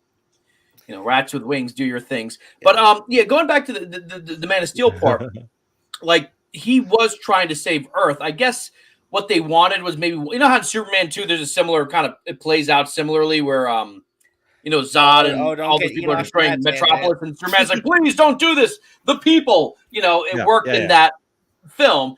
But, like, he's trying to save them, and all the destruction that happens is because of Zod. The whole Wayne building that gets destroyed, it's Zod who's firing the beams. Like, he's like, I don't care about these people. I'm going to kill every one of them. Exactly. And to me, that makes the hero more heroic, that there's actual danger to these people. That's why people loved Infinity War so much, because Thanos kind of won, because there was an actual threat to actual people. It wasn't like, oh, he's coming in here and we're going to wink at you. No, he kills everyone or half the population. No, I agree. Yeah. There's actual stakes. I think you're right. Listen, I just want Enosh's take if he agrees, so the general audience has lost faith in the DC brand, because that's what I get the implication of lately. Okay, so I do, but you know what I feel like? I feel like they've lost. How do we get them back, Enosh? That's my question. I feel like they've lost faith in the brand, but I don't think that it's based on actual stuff. I feel like it's this cultural thing that has happened, okay, where it became uncool to like DC stuff, right? It became cool to mock DC things compared to Marvel things, because Marvel became cool. So all the kids who were my kids' age who grew up with Marvel. Now, see, here's the thing. Landon, man, I got him Thor play sets where he's got the Thor helmet. I got pictures of my son. Like when all that stuff was coming out, I wasn't thinking, oh my God, not Marvel. Marvel's taking over. Oh no, right? Like me as a DC fan, oh no, this is going to be bad. It just got that way because a whole generation grew up, because honestly, Warner Brothers had no answer for it. They had no let it answer go for it. unchallenged. They let it go unchallenged for the longest time. Did not even show, hey, we've got heroes too that are marketable. We've got heroes too that are legitimate. They didn't do any of that. They just let Marvel literally saturate the entire planet. And look, I don't blame Marvel. I don't blame Disney. Disney did exactly what they should do. It's again mismanagement by Warner Brothers. They don't know what they even have. And when they have it, when they do something, it's like they focus on the weirdest stuff. They don't create villains that actually exist half the times in their stuff. They don't use villains that exist. They literally will create villains that make no sense. Like how many times have we heard that like they wanted to create a villain for Nuclear Man? Yeah, like Nuclear Man or and it's happened many, many times. It just doesn't make sense. They will literally focus on everything except for what they should focus on is just making a good film, making some good content. So the question is, how do you get them back? Honestly, I'll tell you what it's probably going to honestly take. Yeah. It's probably honestly going to be something that DC is going to have no other choice but just to put out good stuff. Keep putting out good stuff, but also DC movies are more serious. The Joker, for example, the Joker was taken as a serious film. Okay. I know, I like the Joker. I don't have a problem with the Joker. I don't believe that the Joker is the actual Joker because of what they showed me, right? I believe that it's just a crazy dude in the asylum because I don't believe that he's a criminal mastermind that's going to get out and like give Batman a hard time one day. Okay. I don't believe that we're Joaquin Phoenix's thing. He plays a good character for that movie, but the Joker was taken seriously. The Batman, taken seriously. The Dark Knight trilogy, taken seriously, right? As film. That's the difference. That's part of the standard that I think people hold DC to. So when DC tries to do something silly or like way out of whack or whatever that doesn't make sense, like they get panned hard on it because everybody takes DC more seriously and they're not going to give them the benefit of the doubt. So what they have to do is they have to just keep making good stuff no matter what, even if it's movies like Batman v Superman or Zack Snyder's Justice League that years later people look back and go, yeah, just like Jack said, like we're still talking about it years later, right? People are still passionate about it one way or the other. Rages. People are literally they literally are absolutely in love with BvS or they absolutely hate BvS, and the passion shows no sign of stopping. Right. I'm in between. I'll be honest. I've said this for the longest time. Mm-hmm. I am in the in between. That movie, both the theatrical and the ultimate cut is a glorified mess. Is it better than the theatrical? Yes, it is. It's still a mess. The fact that you're using 4 or 5 major comic event storylines just to benefit your story that make the death of Superman makes no sense in that movie. Look, I do admit, as a DC fan, it's a guilty pleasure for me because when's the next time that I'm going to see those events? Well, Austin, I'll give you this. When I first heard when I first realized they were going to kill Superman, right? When I first saw that they were that they put Doomsday in it, for example, when that happened in the trailer, right? When I first saw Doomsday, I went, "Oh, Doomsday's in it, right?" But I was actually happy then when they killed Superman because I didn't expect them to kill Superman in the second movie. But I was happy that at least that they were going to, that Zach was at least going to bring about the character of Doomsday, that he actually had the balls to kill Superman. Because if you bring Doomsday in and you don't kill Superman, then you cheapen that character, right? Yeah. So I was actually happy with that. But the point is that I think Marvel, and this will happen. I know there's people who think that this will never happen. RJ, in the past we've jokingly gone on about how like 50 years from now Marvel will still be in the same continuity, but Marvel is going to have to falter. Marvel is going to have to do something that literally turns people off in a big way, where people are like, well, DC remains consistent. I think that moment already happened. It may have, but I think it's snowballing. Was that moment? Eternals was the closest thing to a DC content, right, in the Marvel universe that I've ever seen. It took itself seriously. It was, it was all this. Yeah. And because the Eternals are right in Marvel, are gods, basically. It's the equivalent of what DC is for the most time. It's gods among men. It's these heroes that are so much more powerful than just your regular Batman or Blue Beetle or So I think that was that moment for Marvel, and even then it wasn't that bad. Like, people didn't like it. Yeah, there's people who like hated that. But there is. So what? The only thing that I think is going to bring them back is when they start introducing the Fantastic Four and mutants and stuff like that. If they don't handle that well, that's going to be a problem. But the thing is they're introducing a lot of these low tier characters that honestly people just don't really care about. I mean, right now we just talked about Miss Marvel. It's kind of a mixed bag. Nobody's like super excited for it. Like the fans of Miss Marvel aren't really that excited for it because like they don't like the power switches. They don't like the things that they're doing. So there's like all this like controversy about it. True. Even Hawkeye, like I've gone on record as saying like I don't like Hawkeye, and I think that he's a horrible dad. He, instead of spending Christmas with his kids, he's literally getting drunk with a 22-year-old girl. Explain that to your wife, and that your best friend is this hot redhead who died, and you're still pining over her. Shut up. Get out of here. Don't take your bow and arrow. That could have been something really good if they did that in well. the real world. In the real world, you ain't saving nobody with your bow and arrow. I'm sorry. No. It's a comic book. Come on. I know it's a comic book, but come on, let's be real. Even aside from that, it was terribly written. I thought they did that same thing where the story doesn't really start till like the last episode. They introduced the Kingpin in like the second to last episode. And I joked on one of these episodes. I'm like, watch him. He's going to get beat up by all the girls or something. And I said as a joke. And that's literally what happened. I'm like, I called that. I don't care. But, it was terribly written. Yeah. I mean, I liked it. It's okay. But the problem is that Marvel has been getting passes for stuff that's really not that great. But everybody has been like, I got to see it to see the next one. Right. So if it's like a bad episode, it's like, oh, that was a filler episode. So I'm okay. If they keep doing this thing where they keep releasing stuff that like nobody cares about and it doesn't really give people the payoff that they want, I don't know. It's like I told you, RJ, before, like you can't, I don't really see that you can have this 50 years from now where like Marvel fans don't have a Steve Rogers. You know what I mean? That like we've gone through every incarnation of Captain America over 30 years and we're never getting Steve Rogers back. So at some point you got to reboot. You know what I mean? At some point, like something's got to happen. But DC, I agree. Here's the thing. I agree. If you don't do the multiverse thing where you it's the beautiful thing about DC. DC, you have all these different tones. You have all these different things you could do. They could actually use the multiverse to their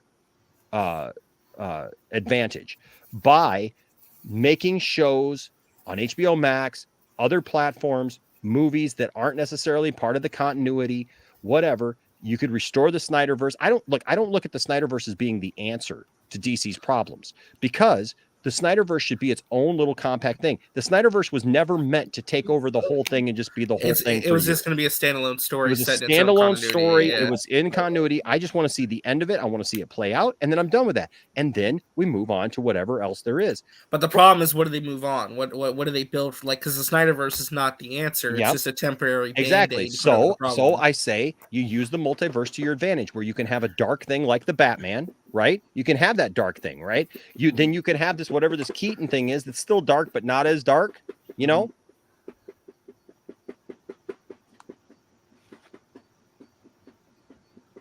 Who's tapping like a rabbit? Did you guys hear that? Yeah. Yeah. That's my dog. What's Rocky doing? He's kicking this, he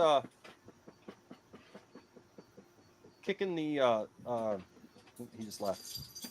He's like, I'm done. Yeah, he was kicking this this lightsaber case. But like I heard this noise behind me. I was like, what in the world is that? But no, like I said, they're gonna have to use the multiverse to their advantage, where they could put out different things with different tones that will satisfy different people, so that people don't feel like if they don't like this is the only thing that they're getting.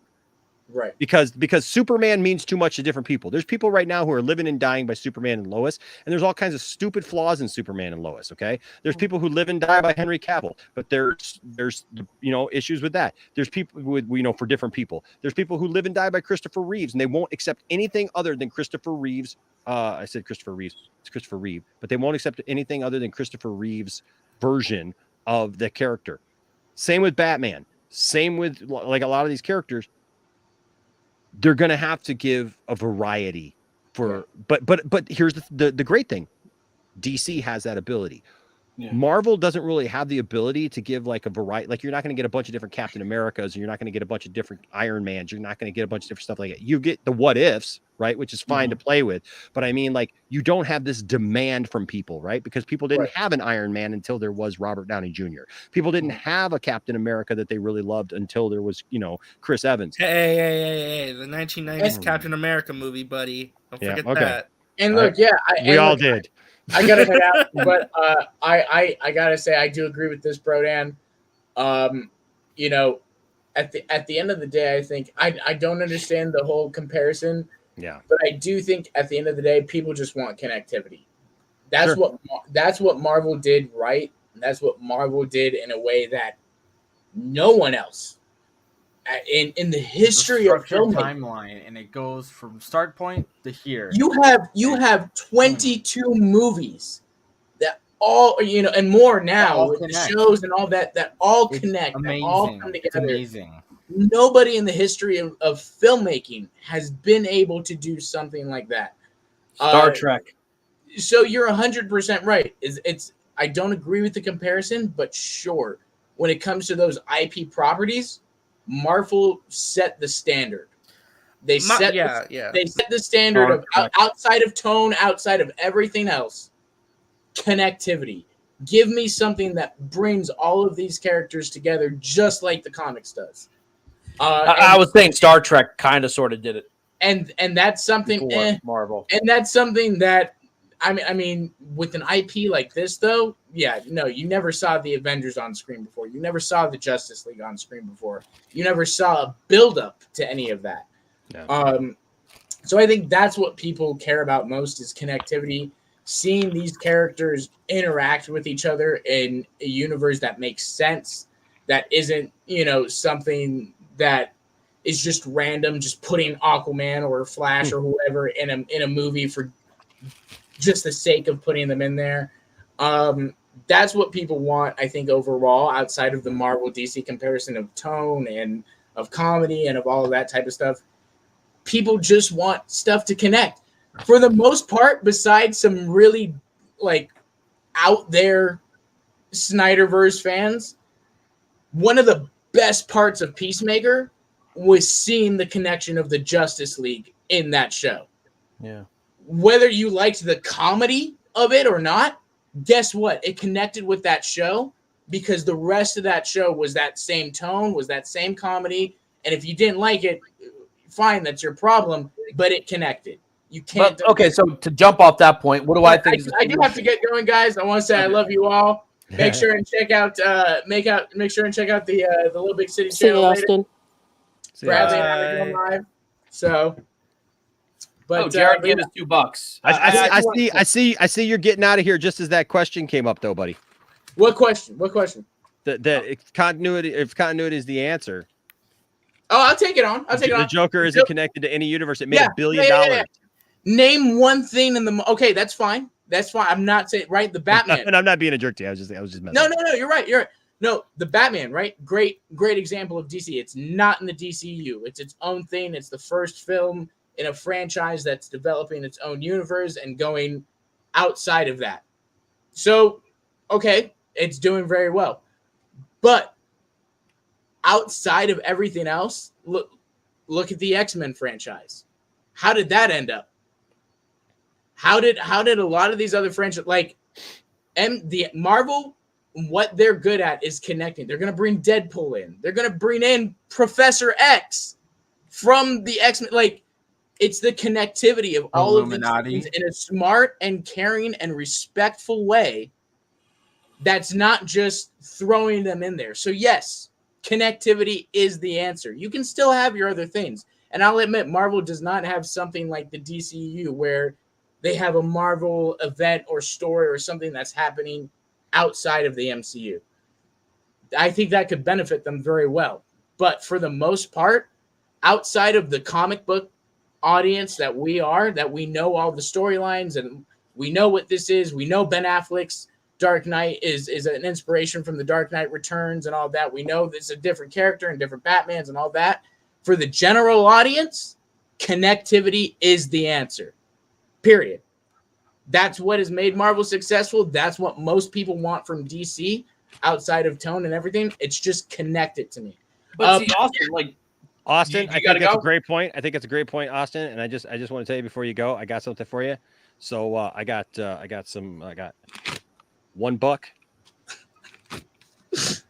$2, $3. Oh God. I give you Tree Fitty because it is the lounge, and we give just that extra little bit for, I don't know, creativity and for quality. So Tree Fitty. So I'll give you $3, and I owe you 50 because the lounge gives you just a little bit more. Thank you for your take, sir. Hey man, yeah, of course, thank you, and of course, guys.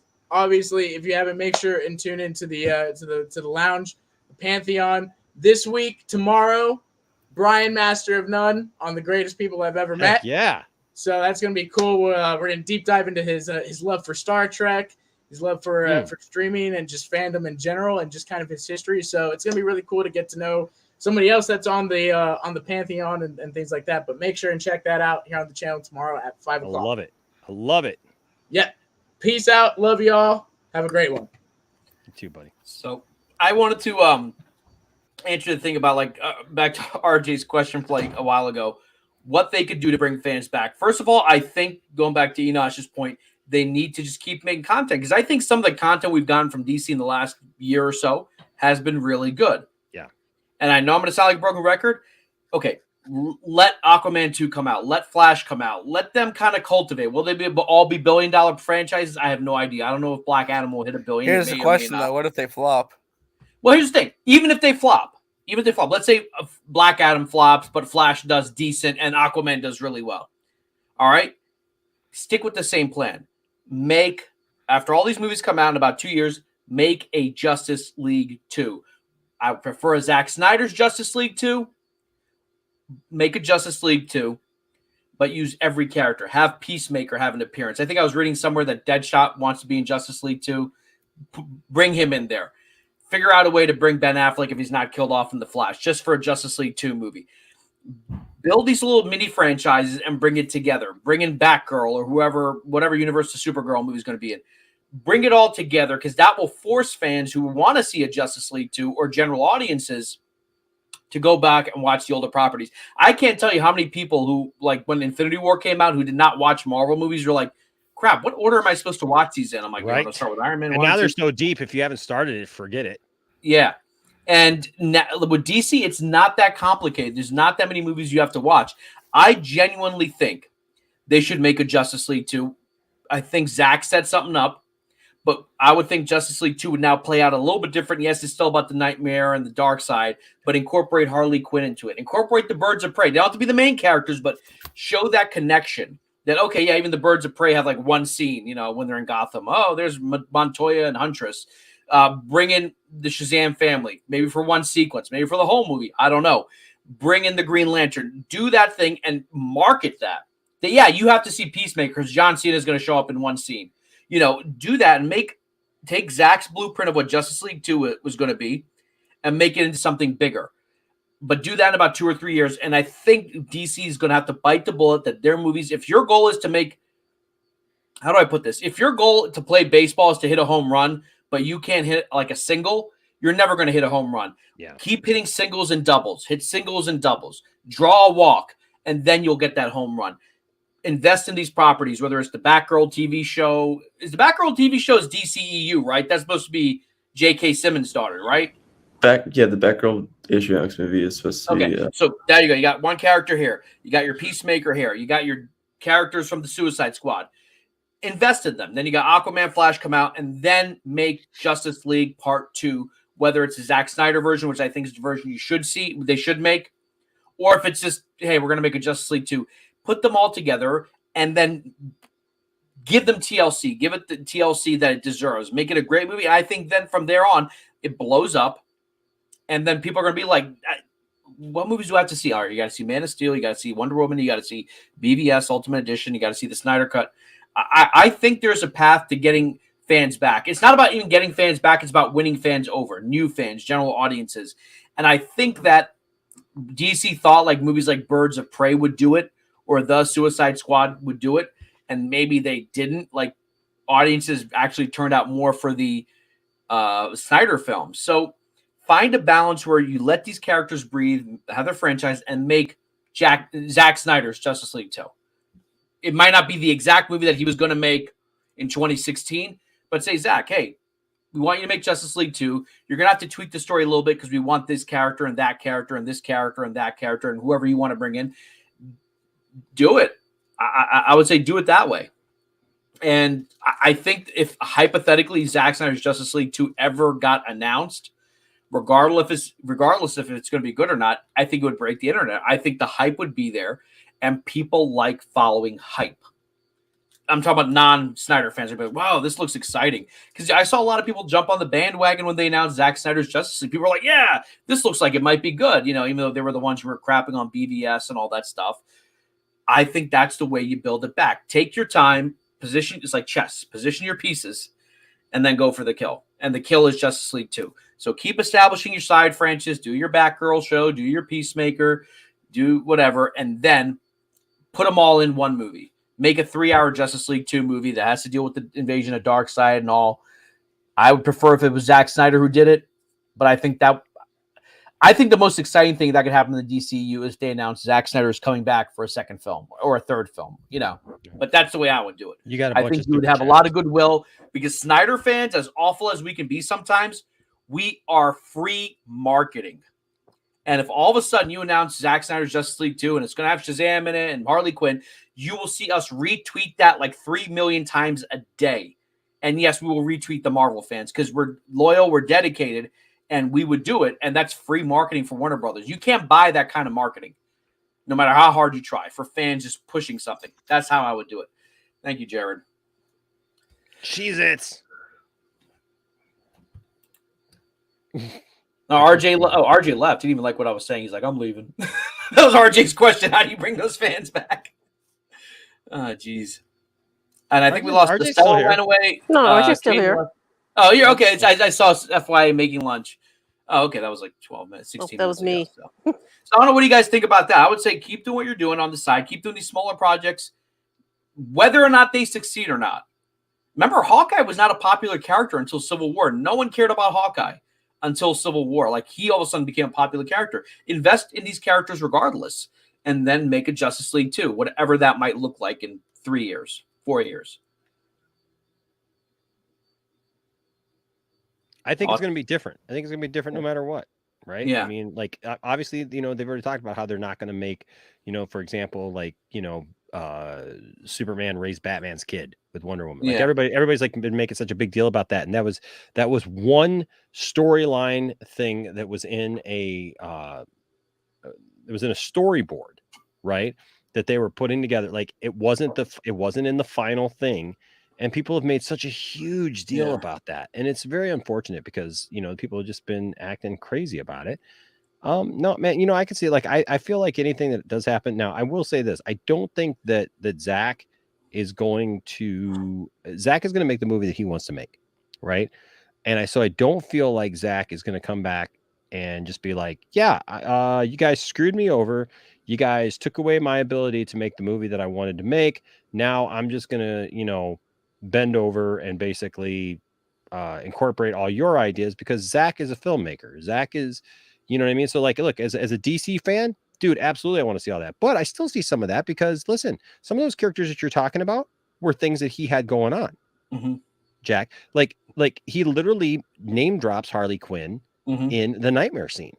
Yeah, and wasn't she part of his casting? Like, when he was kind of working with Ayer and all that. I don't know if he cast her, but like, he was part of that. I don't think he cast her, but I mean, because Ayer cast her, but you know what I mean? Like, you're right. That was part of that original thing when they were, you know, working on the universe. And so I could see some of that, you know what I mean? Like, I don't know if you're going to get Shazam in there. I don't know if you're going to get, you know, like all these other elements that may not work for his story, but you know, as a DC fan, I'd love to see just a live action, just interpretation of everything that I love. Right. I mean, I could see, like, hypothetically. So they had Rosie Perez play Renee Montoya, right?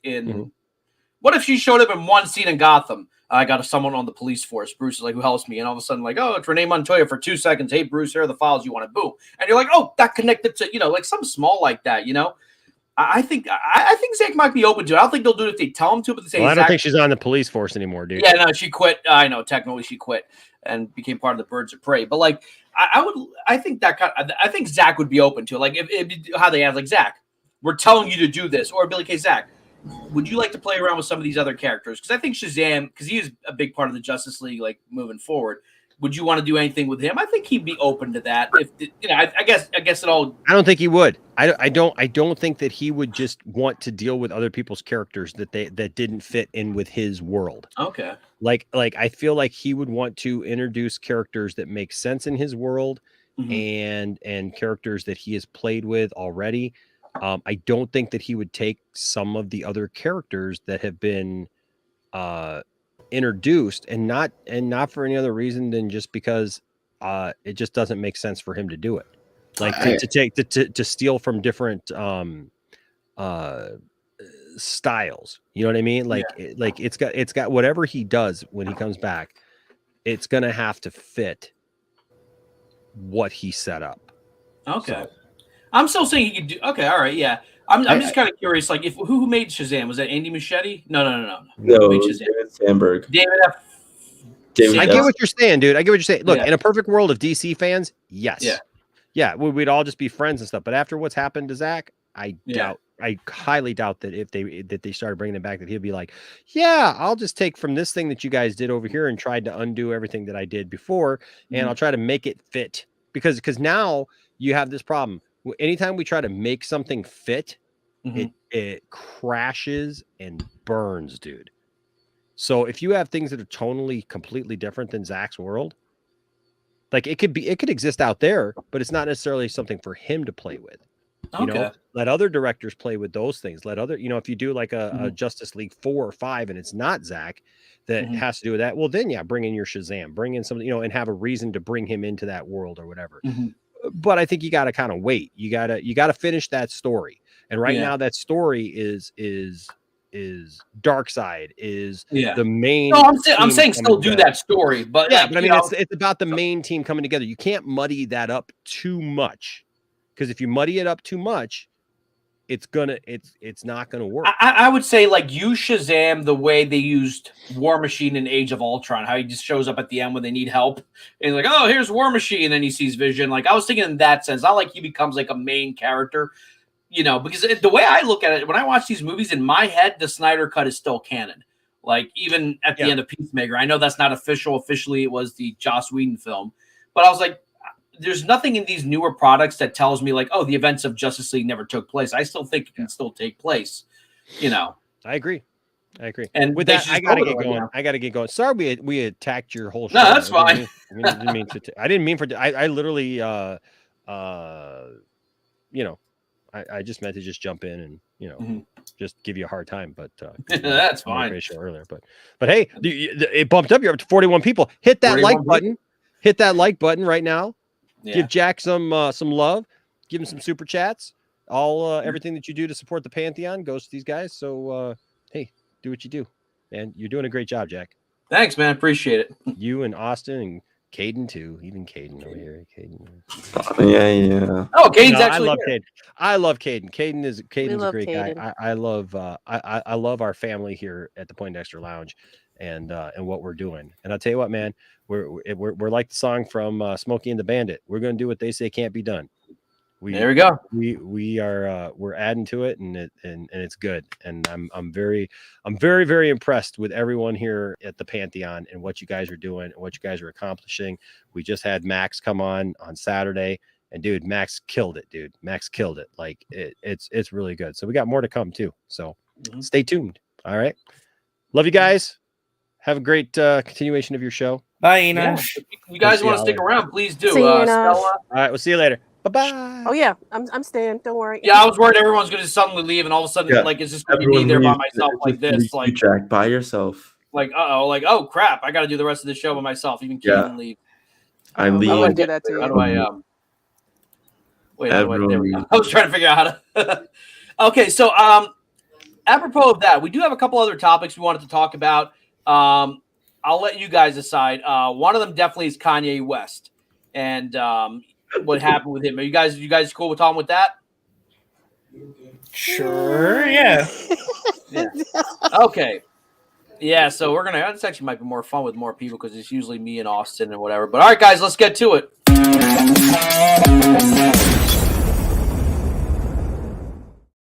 All right. So for those of you who don't know, this genius has been having a bit of a meltdown over the last couple of weeks since the whole thing with Pete Davidson and Kim Kardashian happened. Trevor Noah asked nothing since his mother passed. Yeah, right? I mean, but it's been getting worse and worse. And Trevor Noah has actually been gracious about it. He says that he needs help and he should stop harassing Pete and Kim. Kanye responded by using a racial slur, which of course we will not repeat, at Trevor Noah. And because of this, the Grammys have stated that they don't want him to perform, even though he is nominated for several awards. And Trevor Noah, of course, replied with, "I don't want him canceled." I said, there we go, right there. You see the tweet. I said, "Counsel Kanye, not cancel Kanye." But a lot of fans are saying that, you know what, we want him barred from Coachella as well because he used that word. You know, it's a very ugly word, and he used it at Trevor Noah. I guess my question is, should he be canceled, or should we just be like, you know what, this is Kanye being Kanye, and he needs help, and he definitely needs more Sunday services? I don't know. Kate, what's your response? I think it's more of the fact that he, you know, like I said, his meltdown started when his mother passed, but like you said, it started drastically even more, especially the divorce of him and Kim, and then Kim being with Pete, and then we saw that whole debacle of, you know, Kanye posting like disgusting videos of, you know, certain things, certain actions that, you know, were against Pete. And are you talking about like the Easy video where he like buries? Yeah, and he basically and so, and then, you know, we have the Pete Davidson text message that Pete released. Was like, hey, you know, I've been, you know, trying to help, you know, Kanye a lot and help this situation to mellow out, and Kanye has pushed back and pushed back and pushed back.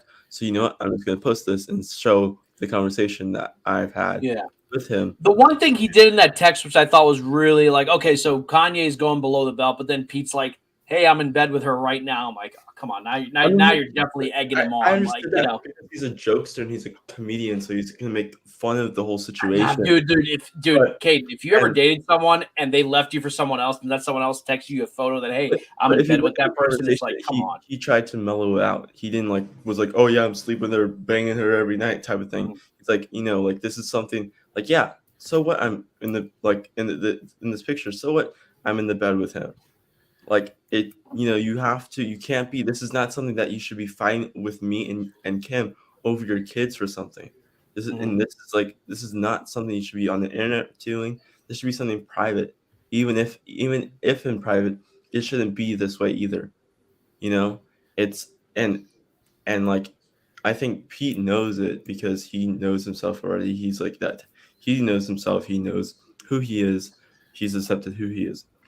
I think what Pete was trying to tell Kanye was that, yeah, like, this needs to mellow this shit out and be done with it, because you can't have beef with your own kids too.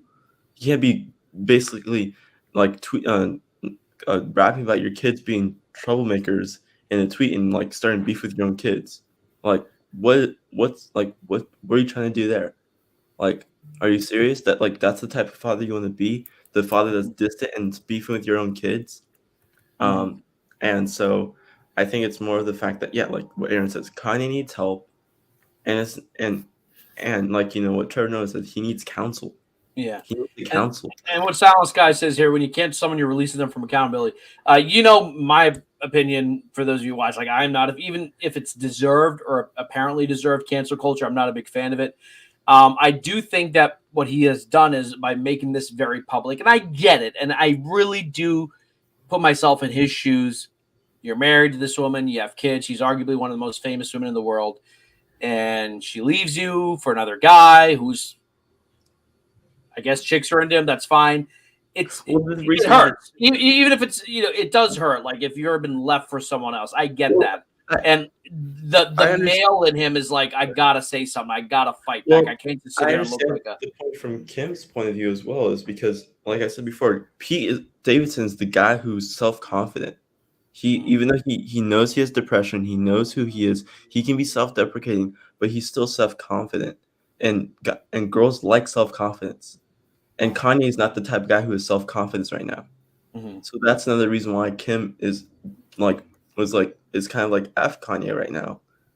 I'm gonna go with the guy who's self-confident in himself, or at least knows who he is and doesn't care what people think about him. Yeah.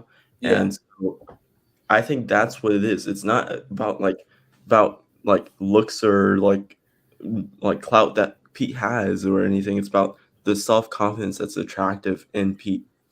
You know what I think this will blow over is whenever Kim and Pete break up, which is inevitable. Yeah, honestly, it's clearly like a bounce back. I don't see her staying with him. I mean, this is not a slight against her, but she's been married a couple times. I think this is just a bounce back. And Pete knows this well. He is the rebound guy. He knows this. And he knows this because he was rebound for Ariana Grande. He was rebound for a bunch of people. He knows this. That's the thing that he knows. He knows who he is. He's self-confident in who he is. And I think that's what's amazing about him is that that's what he is. He doesn't care. And so, and even if Kim moves on from Pete as well, I still think that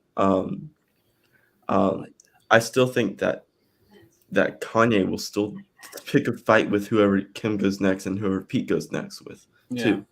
I think it's not going to be this like I don't think it's going to end when Kim and Pete break up, if they break up, or if it's just like one of those things where they whatever happens between the two. He has beef with Pete now, and Pete is now on that list. So if anyone that he hangs out with, Kanye's gonna attack. He was attacking Kid Cudi and Timothy Chalamet for hanging out with Pete Davidson.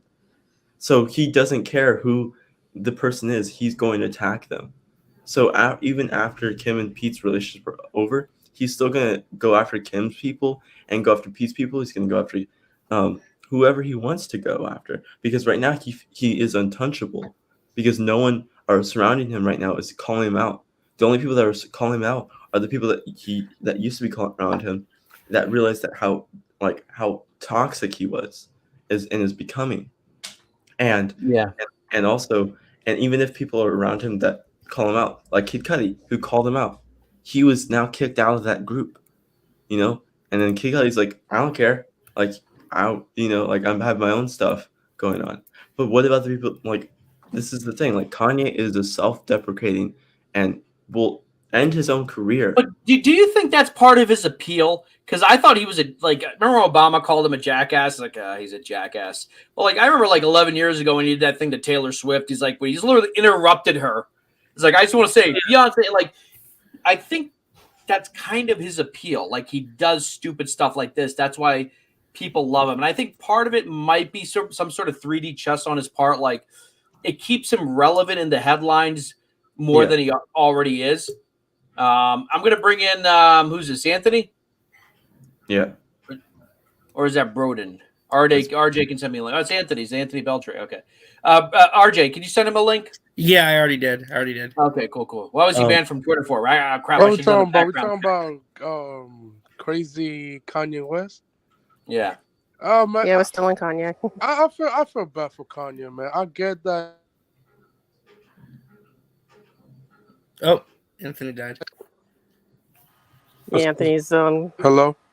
There you go. Excellent. Yeah, but I get that your wife divorced you and stuff like that. But come on, bro. Pete is a nice guy. Don't attack him. I get it that he's messing with your ex-girlfriend, but don't do that. Just something wrong with you. Do you think that maybe he's getting close to his kids and Kanye doesn't like that? Like, that's sort of the whole stepdad type thing that my kids are playing with my wife's new boyfriend. Like, I can imagine something like that happen that sets you off. That could be an issue for her personally. It's just something honestly, even if I seen in all throughout actual real life, if you're I've seen people with fathers and stuff or dad's boyfriends, whatever, it doesn't matter. Kanye's that part doesn't matter. Kanye's taken to a whole nother level where it's unacceptable and it's disgusting. He's threatening P. Why would you threaten him? Why? Like, yeah, why exactly. Why taking it too do far. Anything? Because Kanye's a marketer. You guys ever wonder why he does this stuff right when his album's coming out? Wrong. Yeah. Right when his album's coming out, right when a documentary about him's coming out. This man is still relevant. Way past maybe when he should have been, but Kanye is not crazy. Everyone has this assertion. Eccentric? Oh, yeah, eccentric. But extremely eccentric. Extremely eccentric. But this man's a marketer. And that does not mean he's a good person. I am saying this man does all these things to keep getting attention. And at this point, it works. And to be honest, I kind of stopped. I tune out all the things he does because I realize what he's been doing for the last 15, 20 years. And to be honest, it works because people are still talking about it. I mean, you still have people talking about the same thing this man does. And I'm just thinking, if this man was crazy, why does it seem like it's a constant pattern instead of actually like erratic? It seems like he targets these people and it works. And it's right around the time where it benefits his sales. Yeah. That's all I'm saying. So I've known that this man's been a marketer his whole career. Due to that fact, I stopped taking it seriously. And, you know, when I covered these cases, I started to realize there's a definite MO to it. Now, to do with the Pete, it's so stupid. Honestly, when people freak out about it, and I'm just thinking, you know, people talking about, oh, the mental health and this and that. Oh, please. How few people do this to virtue signal? I'm not saying you guys just covering the news. I'm talking to people on Twitter that cry, say, put them on a conservatorship. You people are just virtue signaling for points. You're throwing your shit out there. You don't care about people's mental health because no one in this country cares about mental health until it's too goddamn late and then they freaking cry about it. If you did, you'd understand how stupid all this is. This is not a mental health crisis. This is calculated bullshit that this man does to get paper, get attention, and get marketability. Again, timing. It's interesting you mentioned about the mental health issue. We talked a lot about Britney Spears, and I'm old enough to remember. I'm guessing like a lot of people on the show tend to be younger than I am. I remember when Britney Spears was going through some serious mental issues, and the media and the fans enjoyed it. They took their popcorn out. They're like, let's watch her burn. Now everyone's like, oh, we love you, Britney, free Britney, and all that stuff. That's the when thing. She was going through this stuff, people loved it. No one cared out of it. They made fun of her weight. Because people do things in the moment to make themselves feel good or look good. They don't care. All right, it's ridiculous. Because you know what? I'm gonna say this, and it sounds callous. I could give a damn about a celebrity's mental health because they have the money and the means to get the help. Now, Britney's a different situation, but you know, when people cry about Naomi Osaka crying because someone said she sucked during a tennis match, which I'm sorry, I rolled my eyes and I said, "Grow up." That's the type of thing I can't stand. You care more about a celebrity's mental health than people around you. There are people who don't have the goddamn money or means to get help. You have idiots out here doing the things to people around them, and they don't have the money to even get help. They have to go to free clinics. These people like Kanye, if they want to get help, guess what? Pull out the credit card. They'll get the best therapist around. So that's up to them. People in this country don't have that. So I hate talking about these type of topics in the sense of what people do.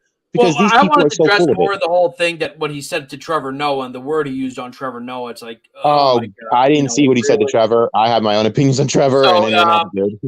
It rhymes with moon, but begins with a C or a J. Okay. You know what? That doesn't shock me. That doesn't. I guess part of me, and tell me what you guys think, wasn't too shocked because shock value. Tell you that much. No, I'll put it this way, because I might get canceled for saying this. It's sort of like I live in a black neighborhood, and like the N-word is used, not by me, but like colloquially. I'm like, right. Was he trying to use it that way on him? Because like they're both black. I mean, he's from South Africa. No. He used the coon word to call him, and I'm sorry to say I'm black, so I can say it. Everyone. Oh, okay, thank God. Yeah, everyone. He used to say he's just a traitor to the race. That's all that word is, and it's a stupid, immature word. I hate using it. I don't like people who used it. Oh my God, because you don't agree with my opinion, you this and that. Okay, bro. I've seen so many dumb YouTubers, black YouTubers use it on each other, and it's fucking corny. Grow up. And Kanye used that for shock value to get attention. Personally, again, I don't even like Trevor Noah. I think he is an absolute arrogant, biased, and frankly boring comedian that used to be funny, but sold out his ideals. Show. Boring. I tried my best. I tried to give him a shot. You try, right? He's just his older stuff is much better. He gave a damn then, but when she started when you pander to one side of the aisle, you're not going to be funny. And well, that is the a lot problem. of people forget about Jon Stewart. He did go after like corrupt Democrats too. Like he went after Rod Blagojevich. That's the way you should be going. Yeah. He went after that. Who was that governor of New York who turned out to be caught with hookers? He went after him. I remember. Robin, get off my screen. Andrew Damn cat. No, Cuomo. This guy was before. Elliot Spitzer. He was actually a really successful prosecutor and then became governor of New York. And it turns out he was getting hookers. Kanye should be banned. Oh, my God. Yeah, Kanye should be banned. I think Austin's a big Kanye fan, though. I like Kanye. I hope him the best. I mean, hey, I get that P is close to your kids, but even Kim was on Ellen DeGeneres show yesterday, I believe. She's like, hey, I could post more pictures of Pete, but I don't want to because it's my private life. You know, it's like she's not doing nothing to harm Kanye or something. Mental health aside, I mean, Kanye is mistreating Kim, and I'm not a big Kim fan either. So it's just like, he's absolutely mistreating these people, but he's doing it for marketability and all that. It's so stupid, but at the same time, yes, he's very much. But it's also telling people how to mistreat, the woman you love, the mother of your children. No. I mean, it's just bad. Oh, it's bad. It's bad behavior on all ends. Yes, and I always say, listen. People got to start taking him seriously and understanding this man is a marketing. Well, do you think it's coordinated with Kim? Do you think that maybe they're both? I always thought that. I always thought maybe they're doing this, but I don't think so. I think Kanye is in on this by himself. If this doesn't show up on Keeping Up with the Kardashians, no. No, I don't. No. I mean, honestly, I think there's some things that are coordinated. Like, I don't want to make this controversial, but there are things that I see within the music business that are like the Tory Lanez and Meg situation. I'm going to say it. I don't care who hates me for it. That man did not shoot that woman. The evidence is not supporting that at all. There's no evidence supports it. That's bull. I don't know. There's a conspiracy about it saying they tried to frame him. I could see the record studio doing that, but at the same time, frame who? You don't know. Huh? Tory Lanez shot Megan Thee Stallion. That's what the alleged, which by the way, the evidence does not prove it. Oh. How do you shoot someone when you don't have no fingerprints or no gunshot residue? I don't know how you do. Is he Magneto? If he is, damn. I have no idea about this story. Yeah. Oh, yes. It's a big case, and it's been an annoying case. And it happened months ago. It happened and it's been an ongoing case. I don't think it's even a criminal case. I'm pretty sure it's a civil case. So I already threw it out and said, okay. So it's not. If it's a civil case, then it's between the two parties. It's already stupid. Really, it's dumb. Yeah. I mean, I think it's civil. It could be criminal, but I'm pretty sure they're throwing it to civil. Hear about this? This is civil case should come later after the criminal case. Is it still gonna be criminal? Because I think he's getting out. I think they already omitted the fact that there's no residue, there's no finger, there's nothing. There's no evidence to support he did anything. And I think, wait, who did he shoot? Meg Thee Stallion. Megan Thee Stallion. Yeah, I didn't hear about this. Oh, you're talking about I forgot his name. Dude, Thought Shit is like one of my songs on my workout playlist. I didn't know about this. Yeah, she honestly, she's the whole case, right? She got shot in the foot, apparently. She alleged. And my whole thing is, man. She's blaming on him. Yeah. Yeah, and the thing is, there's no evidence to support that. I'm like, how do you shoot someone without touching a gun? It makes no sense. Yeah, unless your bodyguards have guns, so you have to have gunshot residue evidence. There's nothing there, and everyone who's been watching this and knows this. The problem is you have people that think this whole believe all women stuff. Which, hey, listen, whatever you want to do, that doesn't mean I got to. But what I am saying is, people need to let this go. Like, people need to look objectively, not let this go, I should say. Look objectively and do the right thing. And, the world we live in, people don't give a damn. They want him to be guilty due to the fact that he shot a woman so they can make a goddamn thing about it. Okay, so apropos of that, right, Brody, people want him to be guilty. Do you think people are really after Kanye because, no, Kanye deserves all of this, honestly. I think because he made association with a certain gentleman, if you know who I'm talking about. He made his association with Tory Lanez. I know that for sure. No. I'm saying they're going after Kanye because on SNL and at the White House, he kind of made buddies with the last president. I wondered if that's part of it. Like a factor. That is so part of it. Unfortunately, it's so stupid. Oh yeah, president. Yeah, of course that's part of it. It's always gonna be part of it. Unfortunately, we live in a world where people can cry about this and like they went after Vince Vaughn for sitting with the dude. I'm like, you people need to grow up. You're immature and pathetic. It's dumb. Didn't Kanye get like 88 votes or 88,000 votes, something like that? He was running. He was running for office. I remember that. I was like, "What people?" Kanye? What's going on my Discord? I think he actually said at the White House he wasn't going to run against Trump. I think he's like, honestly, I'm not gonna lie. I'm not gonna lie. I was kind of like, I kind of want to see if this president, crap's a clown show. I want to see Kanye actually run for office and see how far he gets. How about just for the entertainment value, Trump Kanye 2024? That's what or Trump Rock Trump. I don't care. Give it all. I want to see the promo battle. The Rock. Matter of fact, give me Zack Snyder as the president. Oh God, we're gonna have like Jesus figures and freaking parademons flying around and stuff, and I'm still gonna be asking evangelical war right there. I'm gonna have Zach. Hey Zach, all this stuff. Where's New Genesis? Zach, where's New Genesis? Hey, maybe in a flashback. Hey. Yeah, it's flashback. I was always curious. You guys know if Zach is religious at all, or does he just like the religious imagery? I don't know. I think he's religious. I think he's religious, but doesn't flaunt it like most. He doesn't have to. He does. He's a Hollywood guy. He puts it in the movies at least. And I did like I got the Jesus allegory when it came down to Man of Steel. I mean, we also. Oh my God! Not even that. BvS is loaded with a lot. I'm not talking about the obvious ones, but when he's standing in the sky, when he's floating in the sky, I'm just like, okay, Zach, you're putting on a little thick here. But I understood the point, and I'm like, okay, that's one of my favorite scenes because one of my favorite scenes is when Neil deGrasse talks about the Savior and all that. And there's that woman with, I don't know who that actress was. She's on the top of the house during a hurricane. Yes, that's the Jesus. Anguish on her face, and she reaches out, and he's just standing there. Look, and you know what? People would see it as that if there was a real Superman. That's a realistic view of it. So I think I know what he was going for.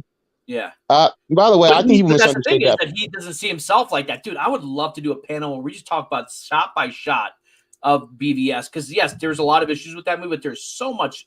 It should have been 3 movies instead of. So it should have been 3 movies. If it was 3 movies, oh my God, they would have had so much material. So having tried to rush things to catch up, just do the right thing. But you know what? Now I think it's like go with the youth.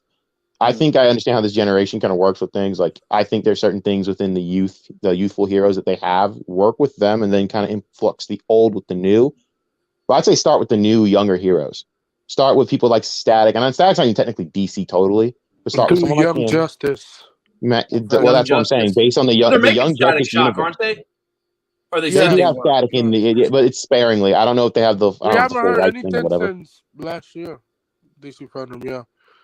So DC doesn't have the ownership of Static. He's actually Image. Image. They lend him. Oh, I didn't know that. I thought that was DC. No, Warner Brothers. Milestone owned them, doesn't it? It's Milestone, not Image. Yeah, Milestone. Yes, Milestone owns them. I keep forgetting it. Image. Yeah, but how much would it cost to license the character? I mean, I'd be down for that. They already did a show.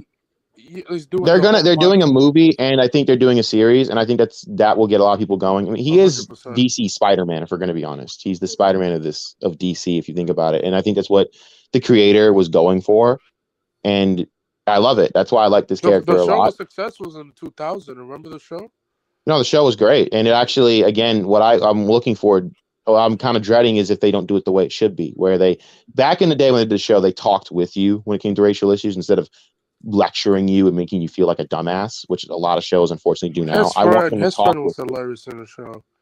Yes, I want people to. I've gotten in trouble about saying about Falcon and Winter Soldier, like that speech Falcon gave at the end. Oh, very kind. Made me roll my eyes. Like, I was like, are we seriously going to defend some psychopath that just went and did what she did? Listen. I enjoyed the show, but like, I get what they were going. I was like, I'll give you a pass on that. I get it. I thought, and maybe I'm wrong. And I could be totally wrong. That they were saying that. What was her name? Kari. Yeah, Carly. That her and her friends, they all wore black. There was kind of I don't know if this is maybe me reading too much into it. Mm-hmm. An analogy with Antifa that like they're fighting for the right cause, but they cause violence. Don't call them thugs because that was in the news. Like, why are we calling these people thugs? It's a racially charged word. And I was it's so stupid. I rolled my fucking. And I was I think that was they're trying to make it like the point was this. Listen, what these people are doing is in his mind is defending. He's trying to say we're no better, but I'm like, yeah, that's great and all, but they still committed horrible crimes. They deserve what they did. And to be honest with you, that was the best part of that show, though, was, Jack, who's the best part of that show. And by the way, I felt bad for the actor getting actual threats over that portrayal, which, again, if you are one of those people. The guy who played Captain America? Yes, he is the son of. I forget his name. Why am I forgetting the name of this man? Kurt Russell. Kurt Russell. It's Jack. It's Wyatt Russell. Wyatt Russell. Wyatt Russell did a great job. Yeah. So funny enough about the threat thing, so the funny enough is someone asked him in an interview, was like, "Oh, so I heard that you're getting death threats." He's like, "I am." He's like, "Oh, yeah, I've heard about those, but those aren't going to. I don't have Instagram." He doesn't have any social media. He's smart about this. So that was a fan account. It was like a fan account that the group of people were going after. Smart. And it was like, and that's sad. The fan accounts to suffer for them. It's like, this the actor in Power that played Tariq got death threats. I'm like, you people are fucking insane. Grow up. I mean, he's gonna come back and play the character again. Whatever's the future. And they say the Snyder fans are toxic. But you know what I did like? I thought they would do more with was Zemo. I thought Zemo to me was the most interesting character in that. Like, because I thought he was one of the best villains. He was a great character. Yeah, I hope we see him in spin-off. Like, I want to see that dude.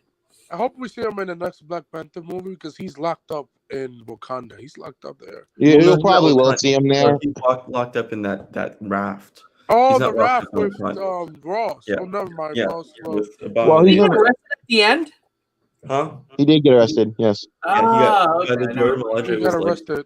The Jordan Malachi was like, "We're not going to take him to Wakanda. We're going to take him to the raft, like, because that's where he should have been in the first place." You think they're gonna recast Ross in the future? I mean, the actor. Yeah, they're probably gonna kill him off. They're not gonna recast. They probably say he died off screen. I guess. Right. There's no point. Let's not forget the Falcon and Winter Soldier was literally because people thought their dynamic in the airport scene was funny, and that those two should have a show together, like a buddy cop show. And Marvel's like, "Do it," and I'm like, "Okay, I guess that's a reason." I mean, I have no problem with the show. The only show I have problem with is Hawkeye. That's it. That's the only show. I didn't like Hawkeye either. But the Falcon and Winter Soldier, like, there's one moment, and apologize if this is offensive, but they were like when they meet the super soldier from World War II.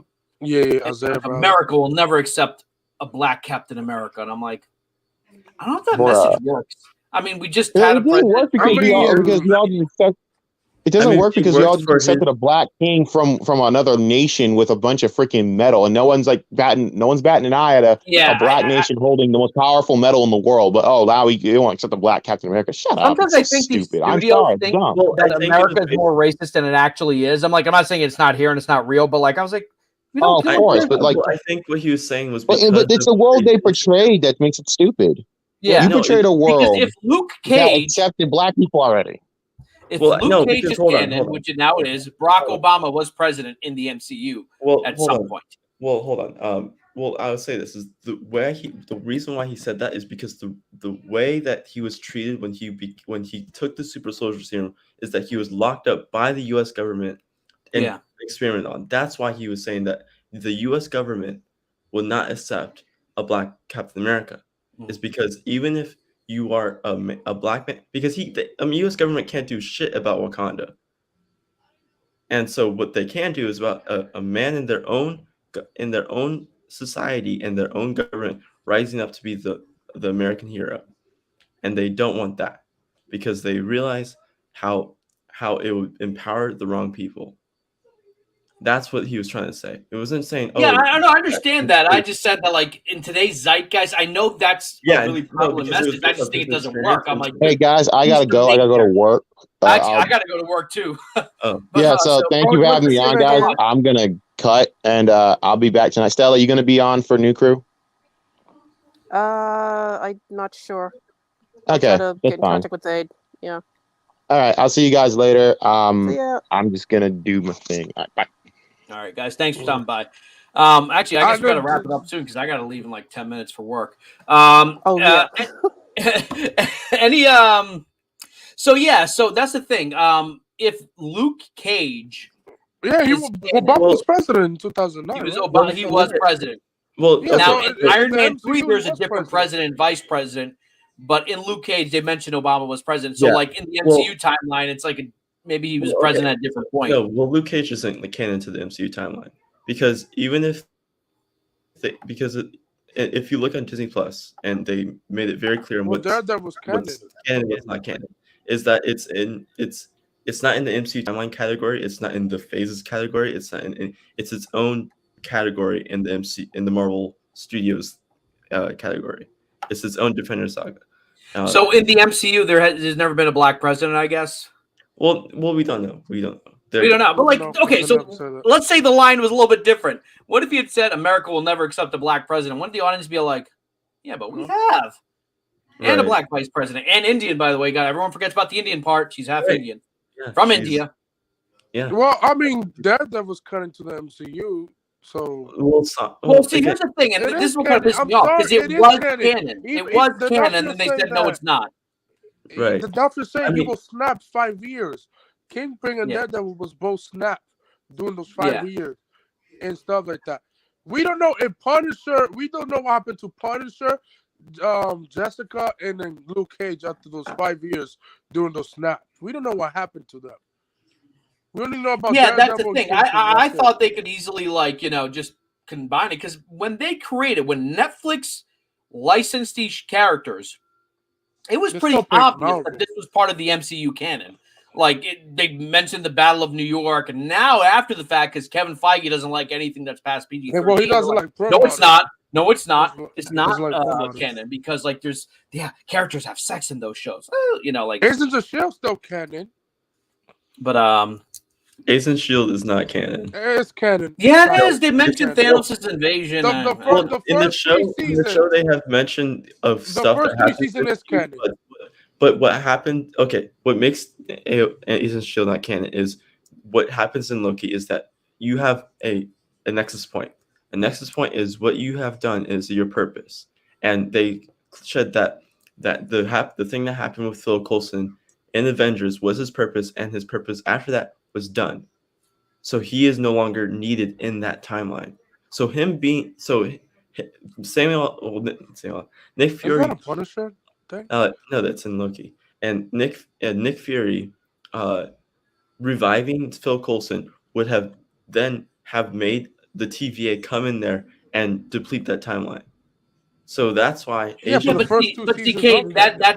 of like retrofitting, like. But can you say the fact that they don't want it to be canon, and now they're saying, oh, it's because of the multiple timelines.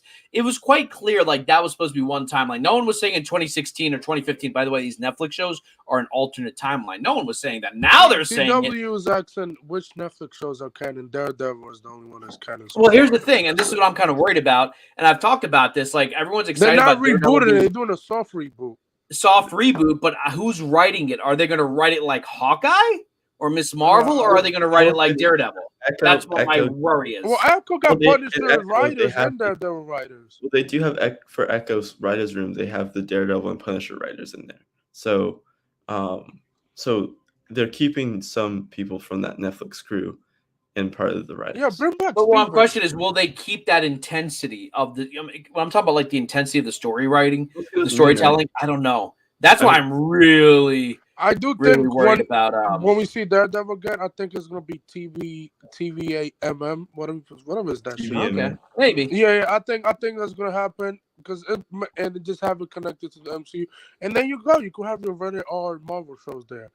Because in my opinion, in the next 2 years, Hulu's gonna merge with Disney Plus.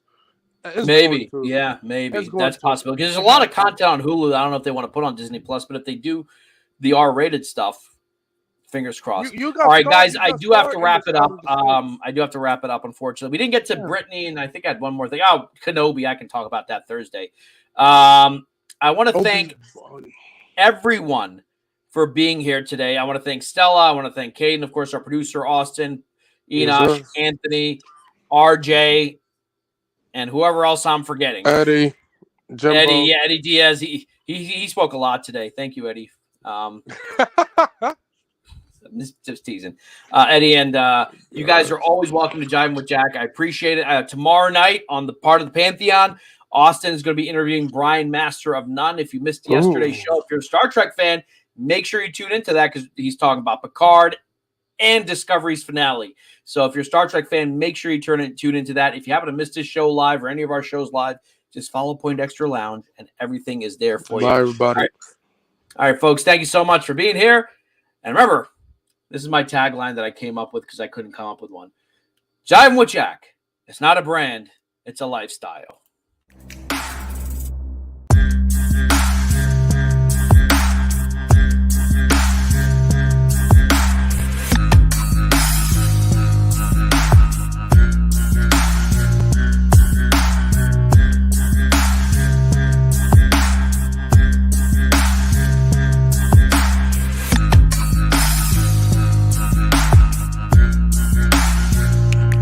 JIVIN.